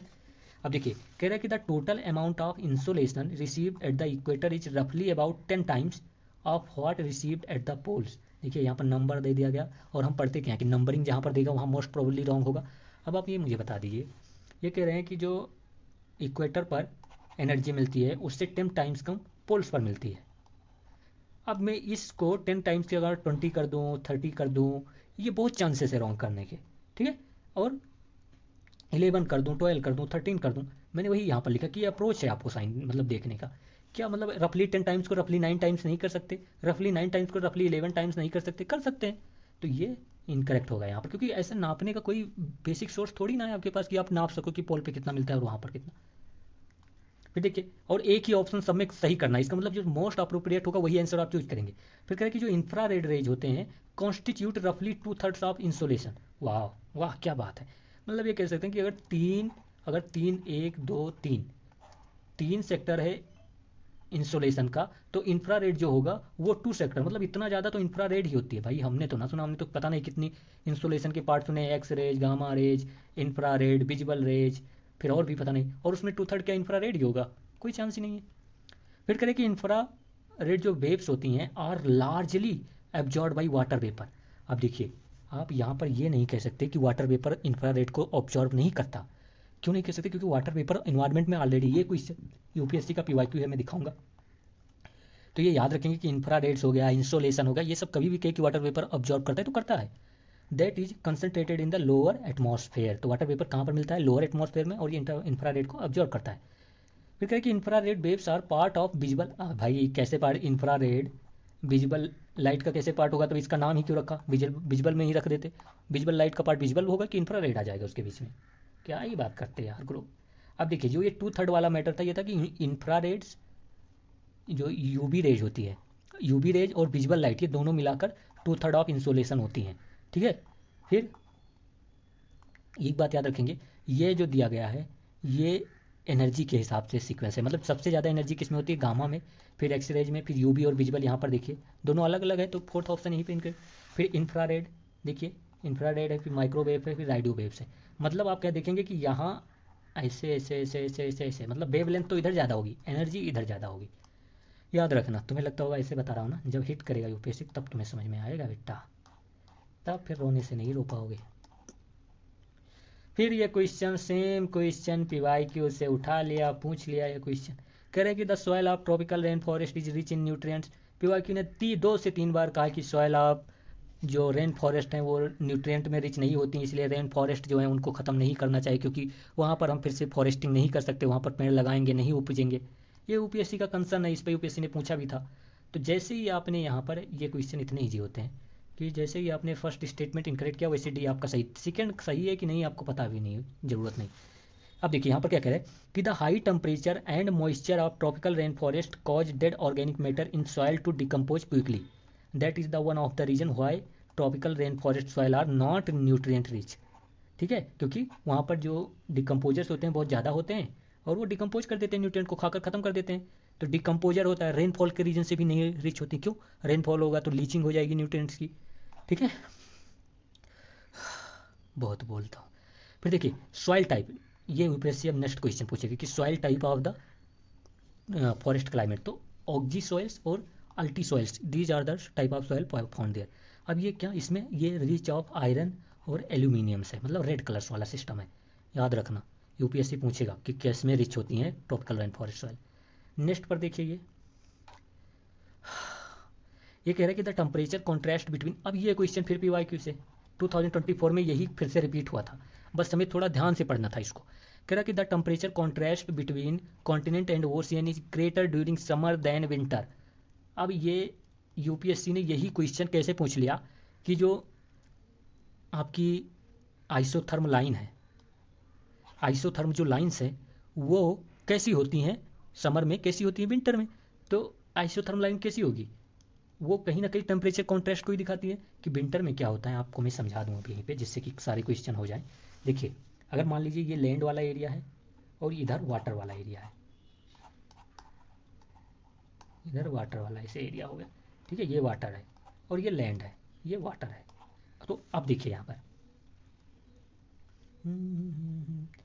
हाँ, तो अब देखिए अगर हीट मान लो समर का टाइम है, तो समर के टाइम पे क्या होगा, अगर दिस इज अ समर, तो समर के टाइम पे आप क्या देखेंगे, समर के टाइम पे जो लैंड वाला एरिया होगा ये बहुत ज़्यादा हीट हो जाएगा, बहुत ज़्यादा हीट होगा in comparison to the water,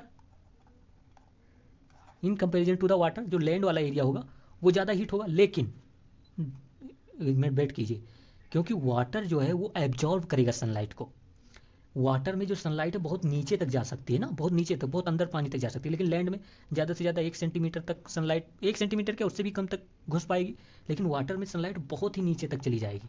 तो जब आप देखेंगे समर पीरियड में, समर पीरियड मतलब एक दिन पूरा नहीं लेंगे, समर का मतलब पूरा 30 डेज आप लेंगे या जितने भी मंथ समर का रहता होगा उसका। तो जब आप समर पीरियड पूरा जब आप उठा कर देखेंगे तो आपको ये लगेगा, क्योंकि जब नाइट का टाइम होगा, जब जब नाइट का टाइम होगा तब क्या होगा, ये जो लैंड है समर पीरियड में ये कूल हो जाएगा, कूल हो जाएगा। लेकिन हम समर में देखते भी हैं कि लैंड इतना ज़्यादा कूल भी नहीं होता है समर में कि बिल्कुल ठंडी लग जाए, कूल होता है लेकिन इतना ज़्यादा नहीं, दिन के कंपेरिजन में कूल होता है। लेकिन जो वाटर होता है वो जैसे मतलब आप कह सकते हैं कि जैसे वो दिन में रहता है, डे टाइम पे वाटर रहता है, वैसे कहीं ना कहीं नाइट में भी रहता है, थोड़ा कूल होता है बस। तो जब हम समर की बात करते हैं तो जो टेम्परेचर कॉन्ट्रास्ट है over the period in summer, पूरे 30 पर 45 डेज लेंगे, तो जो टेम्परेचर कॉन्ट्रास्ट होगा वो बहुत, वो कम होगा देन द विंटर। क्यों, अब विंटर का हम पहले सिचुएशन लेते हैं तो वही आपको समझ में आएगा। ये आपका लैंड हो गया, ये वाटर हो गए। वैसे ये फैक्ट आपको याद भी कर लोगे तो कोई उसमें प्रॉब्लम तो होनी नहीं है, बट फिर भी बता देता हूँ। तो देखिए ये लैंड है, ये वाटर का पीरियड। अब विंटर का इमेजिन कीजिए, विंटर में क्या होगा, देखिए ये वाटर का पीरियड है, तो वाटर तो विंटर में भी कहीं ना कहीं इसकी क्योंकि ये समर में और वैसे भी ये इसके पास बहुत ज़्यादा कैपेसिटी है, बहुत ज़्यादा तक हीट हो गया था अंदर तक, तो कहीं ना कहीं ये इसकी हीट तो, इसकी जो वाटर की हीट होगी ये इसमें रहेगा, ये थोड़ा हीट रहेगा, ये थोड़ा नॉर्मल होगा, बहुत ज़्यादा ठंड नहीं होगा वाटर विंटर में। लेकिन लैंड जो है ये, क्योंकि इसमें हीट ज़्यादा पेनिट्रेट ही नहीं कर पाई थी, तो ये बहुत ज़्यादा ठंडा हो जाएगा विंटर में। और इस सिचुएशन में जब आप विंटर में, जब ओवर द विंटर से जब आप देखेंगे और जब ये नाइट होगा तब और ज़्यादा ये ठंडा हो जाएगा, दिन में भी ठंडा नाइट में भी ठंडा। लेकिन वाटर जो है ओवर द विंटर अपना टेम्परेचर मेंटेन करके रखेगा, और लैंड क्या होगा, ठंडा ही होता जाएगा, ये मेंटेन करके, लेकिन मतलब टेम्परेचर कॉन्ट्रास्ट विंटर में ज़्यादा हो जाएगा। तो ये स्टेटमेंट इसी रीजन से इनकरेक्ट है, और यही स्टेटमेंट सीधा यूपीएससी पीआई की 2024 में पूछा। तो अभी आप याद रखें कि विंटर में टेम्परेचर कॉन्ट्रास्ट ज़्यादा है समर के कंपेरिजन में, और रीजन क्या है, जो स्पेसिफिक हीट ऑफ वाटर है वो ज़्यादा है than the land of land surface. अब स्पेसिफिक हीट वही है, स्पेसिफिक हीट का मतलब क्या होता है कि इतने एरिया को गर्म करने के लिए कितना टाइम लगेगा, इतना ज़्यादा वाटर एरिया को गर्म करने में। तो आप देखेंगे कि लैंड इतना गर्म करने में सन को बहुत कम और कम एनर्जी लगेगी, लेकिन वाटर को इतने ही एरिया को गर्म करने में ज़्यादा लगेगी। क्यों, क्योंकि वाटर में एनर्जी और सनलाइट जो है वो पेनिट्रेट करके नीचे तक जा सकती है, तो नीचे तक गर्म करना पड़ेगा, तो ज़्यादा टाइम लगेगा। समझ में आ रहा है ना। तो ये इनकरेक्ट हो गया और ये सही है, याद रखेंगे। ये वैसे रिपीट भी हो चुका है ये ऑप्शन प्रीवियस ईयर में। चलिए, तो यहाँ पर ये हो गया। ये भी, ये देखिए मैंने कहा ना 2011-13 में पीवाईक्यू ये रिपीट हुआ है। ठीक है, अब देखिए यहाँ पर मैं कुछ बात आपको बताऊंगा, याद रखना। स्पेसिफिक हीट किसकी ज़्यादा होगी, वाटर की, लैंड से। एल्बिडो, एल्बिडो मतलब कितना एनर्जी और कितना सनलाइट वो रिफ्लेक्ट कर देता है। तो एवरग्रीन फॉरेस्ट की एल्बिडो ज़्यादा होगा, डिसिडियस, ग्रास लैंड, डेजर्ट, इन सब से। ठीक है, अब ये ऑप्शन 2024 का पूछा गया, उससे पहले भी पूछा गया। तो यह याद रखना, कह रहे जो थिक क्लाउड्स होगा, जो थिक क्लाउड्स होंगे उनका, जो थिक क्लाउड्स होंगे उनमें एल्बिडो ज़्यादा होगा थिन क्लाउड से। याद रखना, यूपीएससी 2024 में तो स्पेशली ये ऑप्शन पूछा था, अब ये ऑप्शन पूछेगा। तो थिक क्लाउड्स में एल्बिडो ज़्यादा होगा, रिफ्लेक्शन ज़्यादा होगा थिन क्लाउड से। फिर जो फ्रेश स्नो है उसका एल्बिडो ज़्यादा होगा ओल्ड स्नो से। लाइट सॉइल का एल्बिडो ज़्यादा होगा डार्क सॉइल से। और लो क्लाउड का एल्बिडो ज़्यादा होगा हाई क्लाउड से, क्योंकि लो क्लाउड आप देखेंगे तो वो थिक होते हैं, हाई क्लाउड जो देखेंगे वो थिन होते हैं। भाई ये सब याद रखोगे बेड़ा पार हो जाएगा, बिलीव रखो। बिलीव पे दुनिया कायम है। फिर एनसीईआरटी का क्वेश्चन आ गया, और reason for asking this question, उस समय जो आप टर्की टर्की में भूकंप आया था, अर्थक्वेक। ठीक है, अर्थक्वेक आ गया था टर्की में, तो यूपीएससी ने पूछ लिया, पूछना भी चाहिए। 65 देखते हैं कितने मिनट्स हो गए, ऑलरेडी काफ़ी टाइम हो चुका है। अभी इतना ही रखते हैं, थोड़ा टाइम लग रहा है but please do try to manage this. Okay, चलिए अभी स्टॉप करते हैं। करेंगे, इसके आगे भी करेंगे। होप बनाए रखो, थोड़ा शेयर वगैरह कर दिया करो। ओके, जय हिंद जय भारत। ओके, 33 नंबर से देखते हैं। तो इससे पहले जितने भी क्वेश्चन थे वो हो गए हैं पहले, अगर आपने नहीं देखा है तो जाकर देख लेना। ठीक है, तो देखिए ये जो क्वेश्चन है आपका, ये कम से कम 4 से 5 बार रिपीट हुआ है। हम जब यूपीएससी के पेपर और देखेंगे तब आपको पता चलेगा 4 से 5 बार ये क्वेश्चन आपका रिपीटेड मिलेगा। तो इसमें सिंपल सा पूछा गया है कि chief purpose of the constitution. ठीक है, तो कॉन्स्टिट्यूशन का जो सबसे मेन पर्पस, चीफ पर्पस जो होता है वो होता है कि ये लिमिटेशन लगाए पावर ऑफ गवर्नमेंट पर।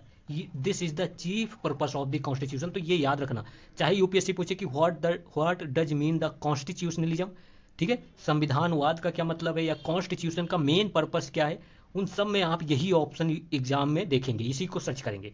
ठीक है, अब इसमें बहुत ज़्यादा डिस्कशन आपको बिल्कुल नहीं जाना है, बस ये रट्टा मार लेना है, क्योंकि सेम ऑप्शन सेम क्वेश्चन आता है यूपीएससी में। फिर देखते हैं ये पेपर, देखिए इसमें थोड़ा एक्सटेंसिव डिस्कशन होगा, लेकिन जो ये 34 नंबर का क्वेश्चन है इसको यूपीएससी ने ड्रॉप कर दिया।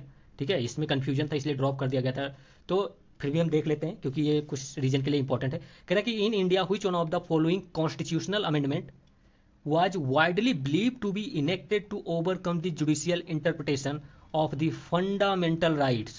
ठीक है, तो इसमें देखिए ये जो दोनों ऑप्शन है, ये एंड बी दोनों सही हो सकते थे, इसीलिए यूपीएससी ने ड्रॉप कर दिया।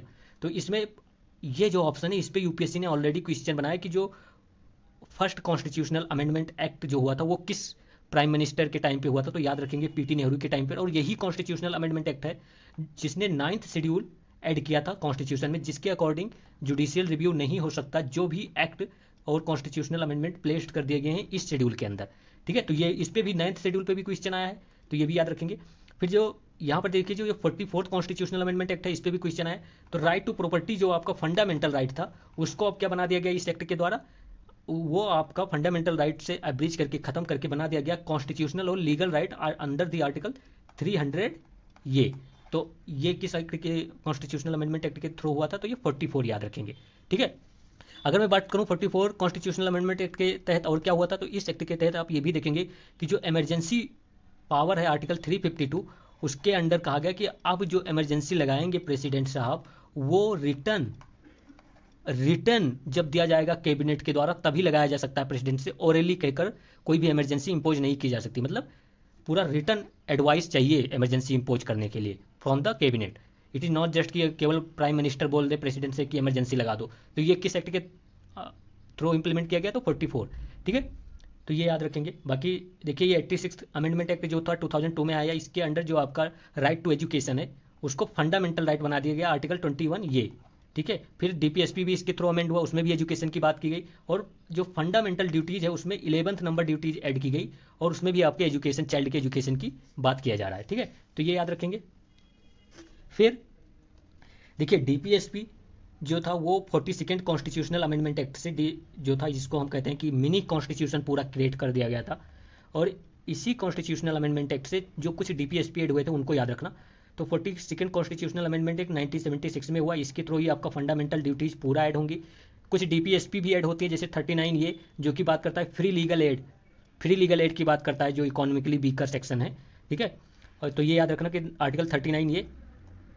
ठीक है, फिर आर्टिकल 43 कैपिटल ये बात करता है participation of worker in the management of industries. फिर 48 ये सेफ गार्ड इन्वायरमेंट और वाइल्ड लाइफ प्रोटेक्शन की बात करता है। फिर 39 ये देखिए ये ऐड तो नहीं हुआ था, ये ऐड नहीं हुआ था, बट इसके जो वर्डिंग है उसको चेंज कर दी गई थी, तो इसमें मॉडिफिकेशन हुआ था और इसमें healthy development of child add किया गया था। ठीक है, तो ये याद रखेंगे कि these are the DPSP which are added और modified by the 42nd constitutional amendment act 1976। तो इतना ही इसमें आपको देखना था, बाकी जब फिर से आएंगे तो हम देखेंगे। अभी बहुत बार डीपीएसपी पे क्वेश्चन आएगा। 35 देखिए इसमें कह रहा है कि कंसीडर द फॉलोइंग ऑर्गेनाइजेशन और बॉडीज। कितना सिंपल ये क्वेश्चन था, मतलब आप कह सकते हैं कि one of the easiest question ये हो सकता था आपके एग्जाम का। इसमें पूछा गया कि कौन सी बॉडी कॉन्स्टिट्यूशनल बॉडी है। अब देखिए national commission for backward classes बिल्कुल कॉन्स्टिट्यूशनल बॉडी है। जितने भी ये कमीशंस हैं क्लासेस से रिलेटेड, जैसे national commission for scheduled caste, scheduled tribes, national commission for the OBC या backward classes, these all are the constitutional body. Okay, तो यही आपका आंसर हो जाएगा इसमें। तो देखिए अब इसमें क्या गया, सेकंड ऑप्शन देखिए कह रहे हैं the national human right commission. देखिए ये कमीशन क्या है, ये स्टेचुटरी बॉडी है एक, ये आपकी कोई कॉन्स्टिट्यूशनल बॉडी नहीं है, कॉन्स्टिट्यूशन में मेंशन नहीं है। तो इसके बारे में एक वैल्यू एडिशन याद रखेंगे कि जो चेयरमैन होते हैं, बहुत बार यूपीएससी ने सीडीएस सीपीएफ में पूछा है, ध्यान देना कि जो नेशनल ह्यूमन राइट कमीशन जो एक्ट आया 1993 में, उसने दो बॉडी स्टेब्लिश की। एक कहा कि नेशनल ह्यूमन राइट कमीशन होगा और एक कहा स्टेट ह्यूमन राइट कमीशन होगा। ठीक है, दो बॉडी स्टेब्लिश किया। तो अब जो देखिए, जो नेशनल ह्यूमन राइट कमीशन है, उसके जो चेयरमैन उस बॉडी के कौन हो सकता है, तो याद रखना चेयरमैन जो होंगे वो या तो चीफ जस्टिस ऑफ इंडिया हो सकते हैं या जज ऑफ सुप्रीम कोर्ट। ठीक है, यही लोग केवल चेयरमैन बन सकते हैं। यहाँ पर आपको यूपीएससी कंफ्यूजन के लिए दे देगा कि हाई कोर्ट के चीफ जस्टिस बन सकते हैं चेयरमैन, नहीं, केवल या तो जजेस ऑफ, इतना भी याद रखोगे कि जजेस of supreme court can only be the chairman of national human right commission. ठीक है, डू रिमेंबर दिस। फिर उसके बाद आपको सिर्फ इतना याद रखना कि चेयरमैन के साथ साथ कुछ मेंबर्स भी होते हैं, जैसे सुप्रीम कोर्ट से कुछ होते हैं, कुछ हाई कोर्ट से, कुछ एक्स ऑफिसियो मेंबर्स होते हैं। ये सिर्फ वैसे याद रखना है, और ट्रैप यहीं पर ही होता है, तो इसलिए मैंने बताया। फिर एक बात याद रखेंगे कि जो ये नेशनल ह्यूमन राइट कमीशन है, इसको सिविल, जो सिविल क्वासी जुडिशियल आप कह सकते हैं, क्वासी जुडिशियल पावर है इसको। ठीक है, सिविल मैटर से रिलेटेड, तो इसको क्वासी जुडिशियल पावर है, ये भी आप याद रखेंगे। फिर देखिए वहाँ पर पूछा गया, तो मैंने बता दिया कि नेशनल जो एसटी हो गया, एससी कमीशन हो गया, ये भी कॉन्स्टिट्यूशनल बॉडी है। एक और भी याद रखेंगे, जो special officer for the linguistic minorities है, आर्टिकल 350 बी के अंडर, ये भी एक कॉन्स्टिट्यूशनल पोस्ट है, याद रखना, ये हमें कंफ्यूजन दे सकता है। ठीक है, अपॉइंट कौन करता है इनको, लिंग्विस्टिक ऑफिसर को, तो ये प्रेसिडेंट जी अपॉइंट करते हैं इनको। ठीक है, इतना ही इसमें याद रखना था। फिर और देखते हैं, इस पर भी यूपीएससी ने क्वेश्चन पूछा, तो इसको भी थोड़ा मैं आपको बता देता हूँ यहीं पे। देखिए, ये the national commission, sorry, the national consumer dispute redressal commission, बहुत इंपॉर्टेंट है, ये भी याद रखेंगे थोड़ा। ठीक है, तो नेशनल कमीशन डिस्प्यूट रिजोल्यूशन जो आपका कमीशन है, वो एक स्टेचुटरी बॉडी है, सबसे पहले ये याद रखेंगे। किसके अंडर, तो ये आपको कंज्यूमर प्रोटेक्शन एक्ट आया था 1986 में, उसके अंडर ये स्टेब्लिश हुआ था। और एक बात याद रखें कि ये भी एक क्वासी जुडिशियल बॉडी है। ठीक है, और गुड्स एंड सर्विस दोनों के लिए इसके अंडर पावर है। ठीक है, तो इतना याद रखेंगे कि इसका हेड कौन होगा, जो ये डिस्प्यूट रिड्रेसल कमीशन है, इसके जो हेड होंगे या तो सिटिंग या रिटायर्ड जो जज ऑफ सुप्रीम कोर्ट और हाई कोर्ट, या कोई भी जज बन सकता है। ठीक है, अपील इसके अगेंस्ट बिल्कुल जा सकते हो, लेकिन आप कहाँ जाएंगे, सुप्रीम कोर्ट में, वो भी विद इन 30 डेज कर सकते हैं अपील। किसके, जो ये डिस्प्यूट रिड्रेसल कमीशन है इसके, तो सुप्रीम कोर्ट है यहाँ पर, हाई कोर्ट नहीं है, ये भी याद रखेंगे। इतना ही इसमें आप कर लेंगे तो बाकी हो जाएगा। बाकी ये भी कुछ कॉन्स्टिट्यूशनल बॉडी दी गई, जैसे अटॉर्नी जनरल हमको पता होता है। फिर एडवोकेट जनरल ऑफ स्टेट्स जो है, ये भी एक कॉन्स्टिट्यूशनल बॉडी है। यूपीएससी हो गया, स्टेट पीसीएस हो गया, ये सब कॉन्स्टिट्यूशनल बॉडी है। ठीक है, इतना इसमें देखना था। फिर देखिए यहाँ पर एक ऑप्शन और है, नेशनल लॉ कमीशन। तो नेशनल लॉ कमीशन के बारे में थोड़ा सा देख लेते हैं। ठीक है, ज़्यादा नहीं। तो नेशनल लॉ कमीशन, आप ये सबसे पहले आप ये याद रखेंगे कि ना तो ये एक स्टेचुटरी बॉडी है, ना कॉन्स्टिट्यूशनल बॉडी है, ये दोनों नहीं है। फिर जो ministry of law and justice के अंदर ये आते हैं। सबसे पहले जब ये फॉर्म किए गए थे, तो चार्टर एक्ट 1833 का आया था, उसमें ये फॉर्म हुए थे, जिसमें फर्स्ट जो थे, जो आप कह सकते हैं कि जो फर्स्ट लॉ मिनिस्टर था वो कौन था, तो मैकॉले थे इसके। ठीक है, या फर्स्ट जो आप कह सकते हैं कि नेशनल लॉ कमीशन के चेयरमैन कौन थे, तो मैकॉले थे। फिर 1955 में आफ्टर द इंडिपेंडेंस जो फर्स्ट लॉ कमीशन फॉर्म हुआ, उसके चेयरमैन कौन थे, तो एमसी सेटल वार्ड, तो सीटल वार्ड कह सकते हैं आप, वो थे। फिर ये याद रखना कि इसका जो टर्म होता है वो जनरली आप कह सकते हैं कि 3 ईयर का होता है, 3 साल का। और ये मैंने बताया, ये इंपॉर्टेंट है कि ना ये स्टेचुटरी बॉडी है, ना कॉन्स्टिट्यूशनल, एक एग्जीक्यूटिव बॉडी है। ठीक है, तो इतना आप इसमें याद रखना, बाकी तो बस छोड़ दो, उसमें और कुछ नहीं, बहुत ईजी क्वेश्चन था वो। फिर देखिए इसमें क्या पूछा गया है कि कह रहे कि if the election of a president of India is declared wide मतलब उसको अनकॉन्स्टिट्यूशनल, या ये बता दिया गया कि हाँ ये इलेक्शन सही तरीके से नहीं हुआ, तो declared wide by the supreme court of India. तो अब यहाँ पर क्या आपको याद रखना है कि जो इलेक्शन ऑफ प्रेसिडेंट है उसको कौन वाइड डिक्लेयर कर सकता है, सुप्रीम कोर्ट। ठीक है, तो प्रेसिडेंट के इलेक्शन जुरिडिक्शन किसके पास है, सुप्रीम कोर्ट के पास।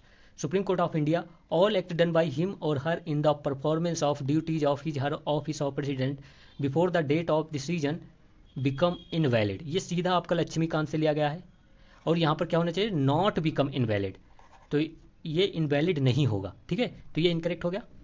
फिर देखिए सेकंड कह रहा है कि election for the post of the president of India can be postpone on the ground that the some legislative assembly have been dissolve and election are at to take place. ये भी incorrect होगा, सीधा लक्ष्मीकांत से लिया गया है। President के election को इसलिए नहीं पोस्टपोन किया जा सकता कि कोई लेजिस्लेटिव असेंबली में अभी काम नहीं कर रही है, कोई लेजिस्लेटिव असेंबली का इलेक्शन नहीं हुआ है या डिजॉल्व हो गई है, तो इसके रीजन से इलेक्शन पोस्टपोन नहीं होगा। ठीक है, फिर देखिए थर्ड कह रहा है कि when a bill is presented to the president of India the constitution prescribe time limit within which he और she has to declare his assent. देखिए यहाँ पर कॉन्स्टिट्यूशन कोई टाइम लिमिट नहीं प्रोवाइड करता कि इतने दिन के अंदर आपको सिग्नेचर करना ही पड़ेगा प्रेसिडेंट को। तो ये भी आपका ये पीवाईक्यू से पूरा रिलेटेड है। ये तीनों स्टेटमेंट आप याद रखना, ठीक है, और तीनों रॉन्ग हैं, ठीक है, ओके। तो ये लक्ष्मीकांत से ही लिया गया था डायरेक्टली। फिर 37 देखते हैं। 37 कह रहा है कि with reference to the 1 minute,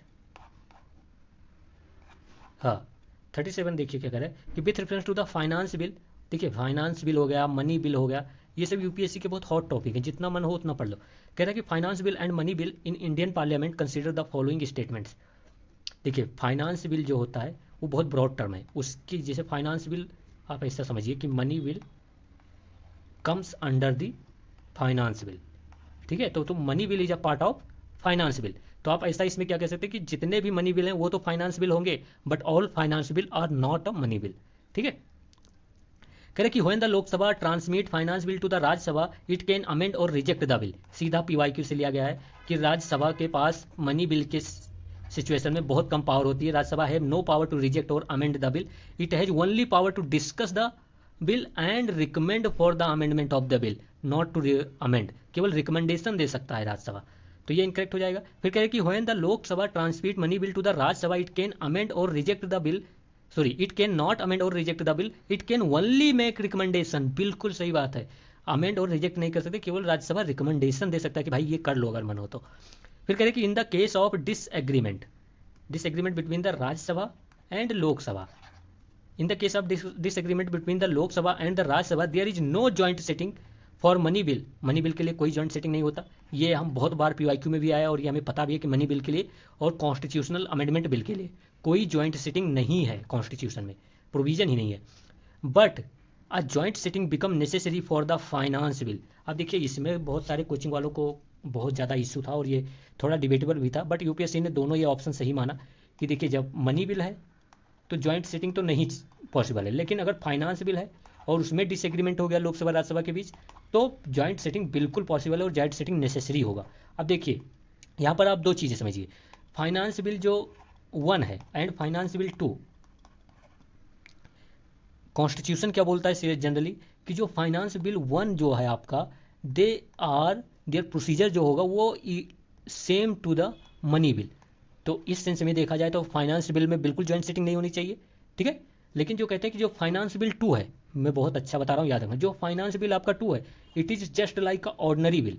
मतलब फाइनेंस बिल 2 में बिल्कुल जॉइंट सेटिंग नेसेसरी है अगर डेडलॉक होता है तो फाइनेंस बिल 2 में, क्योंकि ये बिल्कुल ऑर्डनरी बिल है और फाइनेंस बिल जो 1 है उसको बिल्कुल ट्रीट किया जाएगा मनी बिल के दौर की जैसे। तो ये कॉन्स्टिट्यूशन बोलता है। लेकिन यहाँ पर देखिए तो यहाँ पर सीधा क्या बोलते हैं कि फाइनेंस बिल ना 1 ना 2 इसमें कहा कि नेसेसरी है। तो मोस्ट प्रोबेबली यूपीएससी ने फाइनेंस बिल 2 यहाँ पर रेफर किया होगा, ठीक है। बाकी अगर अभी देखिए बहुत सारे कोचिंग वाले बोल रहे हैं कि फाइनेंस बिल 1 में भी कभी कभी जॉइंट सेटिंग पॉसिबल है अगर हम रियलिटी बेसिस पे देखें, थ्योरी में नहीं तो यहाँ पर मैंने ये बता ही दिया था कि राज्यसभा मनी बिल में केवल रिकमेंडेशन और डिस्कशन कर सकती है, रिजेक्ट अमेंड नहीं कर सकता।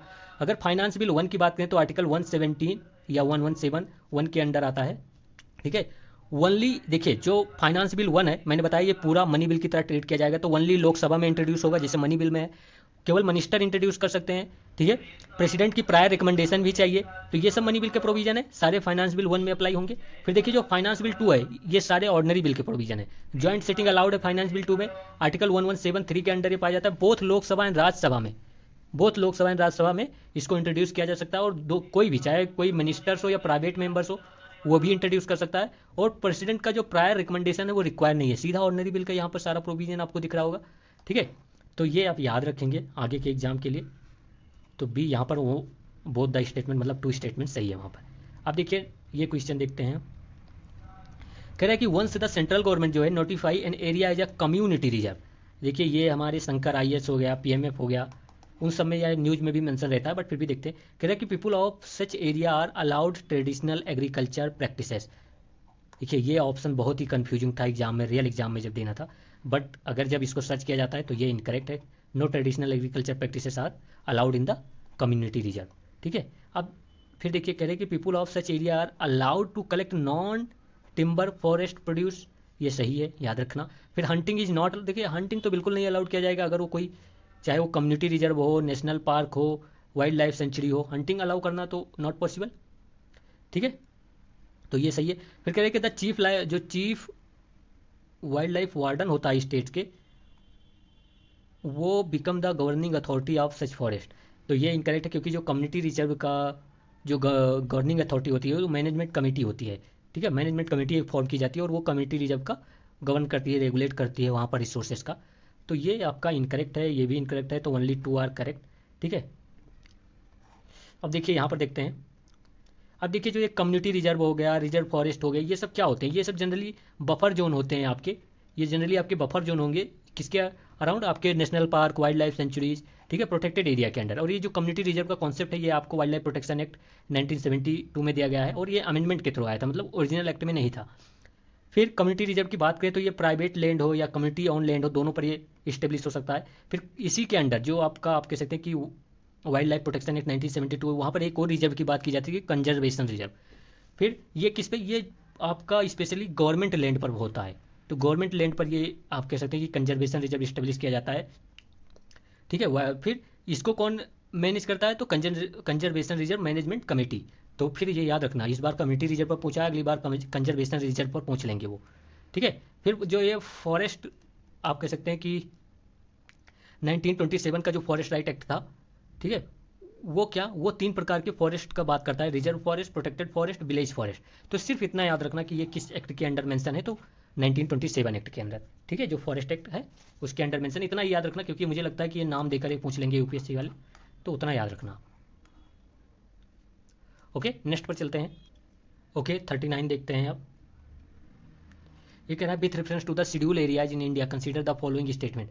आप देखिए ये जो आपका शेड्यूल एरियाज हो गए, ट्राइबल एरियाज हो गए, फिफ्थ एंड आप कहते सकते हैं कि फिफ्थ शेड्यूल और sixth schedule of Indian constitution बहुत इंपॉर्टेंट है।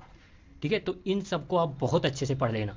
ठीक है, पॉलिटी में मैं बहुत ज़्यादा आपको वैल्यू एडिशन नहीं कराऊंगा जब तक कि वो कन्फ्यूजिंग ना हो और वो आपके बेसिक सोर्स से थोड़ा अलग हो, तभी मैं वैल्यू एडिशन कराऊंगा, नहीं तो पॉलिटी आपको अच्छे से पढ़ना ही पढ़ना है। ठीक है, बाकी इतने सारे पीवाईक्यू आपको पॉलिटी में मिल जाएंगे कि आपके बहुत सारे कॉन्सेप्ट तो वहीं से रिपीट होते हैं। कह रहा है कि within a state the notification of the an area as a schedule area takes place through an order of the president. तो ये बिल्कुल सही है कि प्रेसिडेंट ही नोटिफाई करता है। अब यहाँ पर कभी कभी गवर्नर दे देगा, तो वो आपको बहुत श्योर रहना कि वो इनकरेक्ट होगा।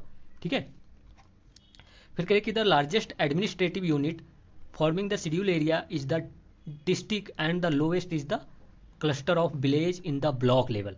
तो ये भी सही है, याद रखना कि लार्जेस्ट एडमिनिस्ट्रेटिव यूनिट जो शेड्यूल एरिया के फॉर्मेशन का क्या है, वो डिस्ट्रिक्ट लेवल है, और जो लोएस्ट होगा वो ब्लॉक लेवल पर होगा आपके। फिर कहेंगे the chief minister of the concern state are required to submit annual report. अब देखिए यहाँ पर चीफ मिनिस्टर दिया गया, बट ये चीफ मिनिस्टर नहीं है, ये गवर्नर ऑफ द स्टेट है, जो कि annual report regarding the schedule area के एडमिनिस्ट्रेशन को प्रेसिडेंट को प्रेजेंट करेगा। ठीक है, तो ये आपका यहाँ पर ये इनकरेक्ट हो जाएगा, 1 एंड 2 आर करेक्ट। तो अब यहाँ पर देखिए जो आर्टिकल 244 है वो कहता है कि प्रेसिडेंट ऑफ इंडिया डिक्लेयर करेंगे किसी एरिया को एज ए शेड्यूल एरिया। फिर फिफ्थ शेड्यूल जो है वो आपका वो शेड्यूल एरिया की पूरा बात करता है, जिसमें आपको ट्राइबल एडवाइजरी काउंसिल की बात होती है। ठीक है, और फिफ्थ शेड्यूल पर ही आपका जो ये पेशा एक्ट होता है वो भी अप्लाइड होता है। पेशा एक्ट किसके रिकमेंडेशन से आया था? तो भूरिया कमीशन था एक, उसके रिकमेंडेशन से ये पास हुआ था। ठीक है, तो पेशा एक्ट क्या है कि पंचायती राज हम अप्लाई करेंगे शेड्यूल एरियाज में। फिर ये इतना ही यहाँ पर आपको वैल्यू एडिशन करना था, बाकी तो आप खुद पॉलिटी से पढ़ेंगे। फिर देखिए 40 नंबर कह रहा है कि कंसीडर द फॉलोइंग स्टेटमेंट्स। देखिए इसमें कह रहा है कि the supreme court of India has held in some judgment. यहाँ पर क्या लिखा है? Some judgment. ऐसा नहीं कहा, किसी जजमेंट का नाम यहाँ पर नहीं दिया। इन्होंने कहा कि आप अगर बेसिक नॉलेज आपको पता है कि हाँ सुप्रीम कोर्ट बहुत सारे जजमेंट देती है शेड्यूल एरिया ट्राइबल एरियाज पे, तो आप इस क्वेश्चन को सॉल्व कर लेंगे। तो कह रहा है कि the supreme court of India has held in some judgment that the reservation policy made under the article 6 clause 4 of the constitution of India would be limited by the article 335 for maintenance of efficiency of administration. तो सबसे पहले article 335 किससे deal करता है? ये बात करता है कि claim of SC and ST to the government job, तो reservation of SC and ST in the government job, but इसके साथ साथ जो maintenance of efficiency of administration है वो भी देखते रहना, ये आर्टिकल 335 बोलता है आपका। ठीक है, तो ये बिल्कुल सही हो गया आपका यहाँ पर। ठीक है, फिर ये देखिए यहीं से आपका क्वेश्चन सॉल्व है। जो सेकंड ऑप्शन है ये आपका बहुत बड़ा ट्रैप दे रहा है। कह रहा है कि आर्टिकल 335 जो है of the constitution of India defines, कह रहा है कि डिफाइन करता है the term of efficiency of administration. अब देखिए इतने सारे टर्म जो कॉन्स्टिट्यूशन में है वो डिफाइन नहीं है। चाहे वो आप कहें कि प्रेसिडेंट को हम रिमूव करते हैं तो ओनली ग्राउंड क्या है? Violation of constitution. और वो भी कॉन्स्टिट्यूशन में डिफाइन नहीं है। मतलब क्या सोच सकते हैं कि कितना बड़ा ग्राउंड है कि प्रेसिडेंट को रिमूव किस ग्राउंड पे करेंगे, और वो भी डिफाइन नहीं है। फिर जो हम जज of supreme court, high court को रिमूव करते हैं कि इनकैपेसिटी, मिसबिहेवियर, वो भी कॉन्स्टिट्यूशन में नहीं डिफाइन है। तो ये टर्म आप याद रखें कि बहुत सारे टर्म जो है कॉन्स्टिट्यूशन में डिफाइन नहीं है, इंपॉर्टेंट। तो ऐसे मतलब इफिशिएंसी ऑफ एडमिनिस्ट्रेशन बहुत ब्रॉड टर्म है भाई, किसे आप इफिशिएंसी मान लोगे, किस बेसिस पे आपको क्या इफिशिएंसी का क्या क्राइटेरिया होगा, ये कॉन्स्टिट्यूशन को देना मतलब पॉसिबल भी नहीं लगता। ठीक है, तो ये यहाँ पर जैसे आप ये सेकंड स्टेटमेंट करेक्ट बोलेंगे तैसे आपका सी सही हो जाएगा। ठीक है, आपको फर्स्ट नहीं भी पता था तो सेकंड इनकरेक्ट करके आप आंसर पे पहुंच सकते थे। ठीक है, नेक्स्ट पर चलते हैं।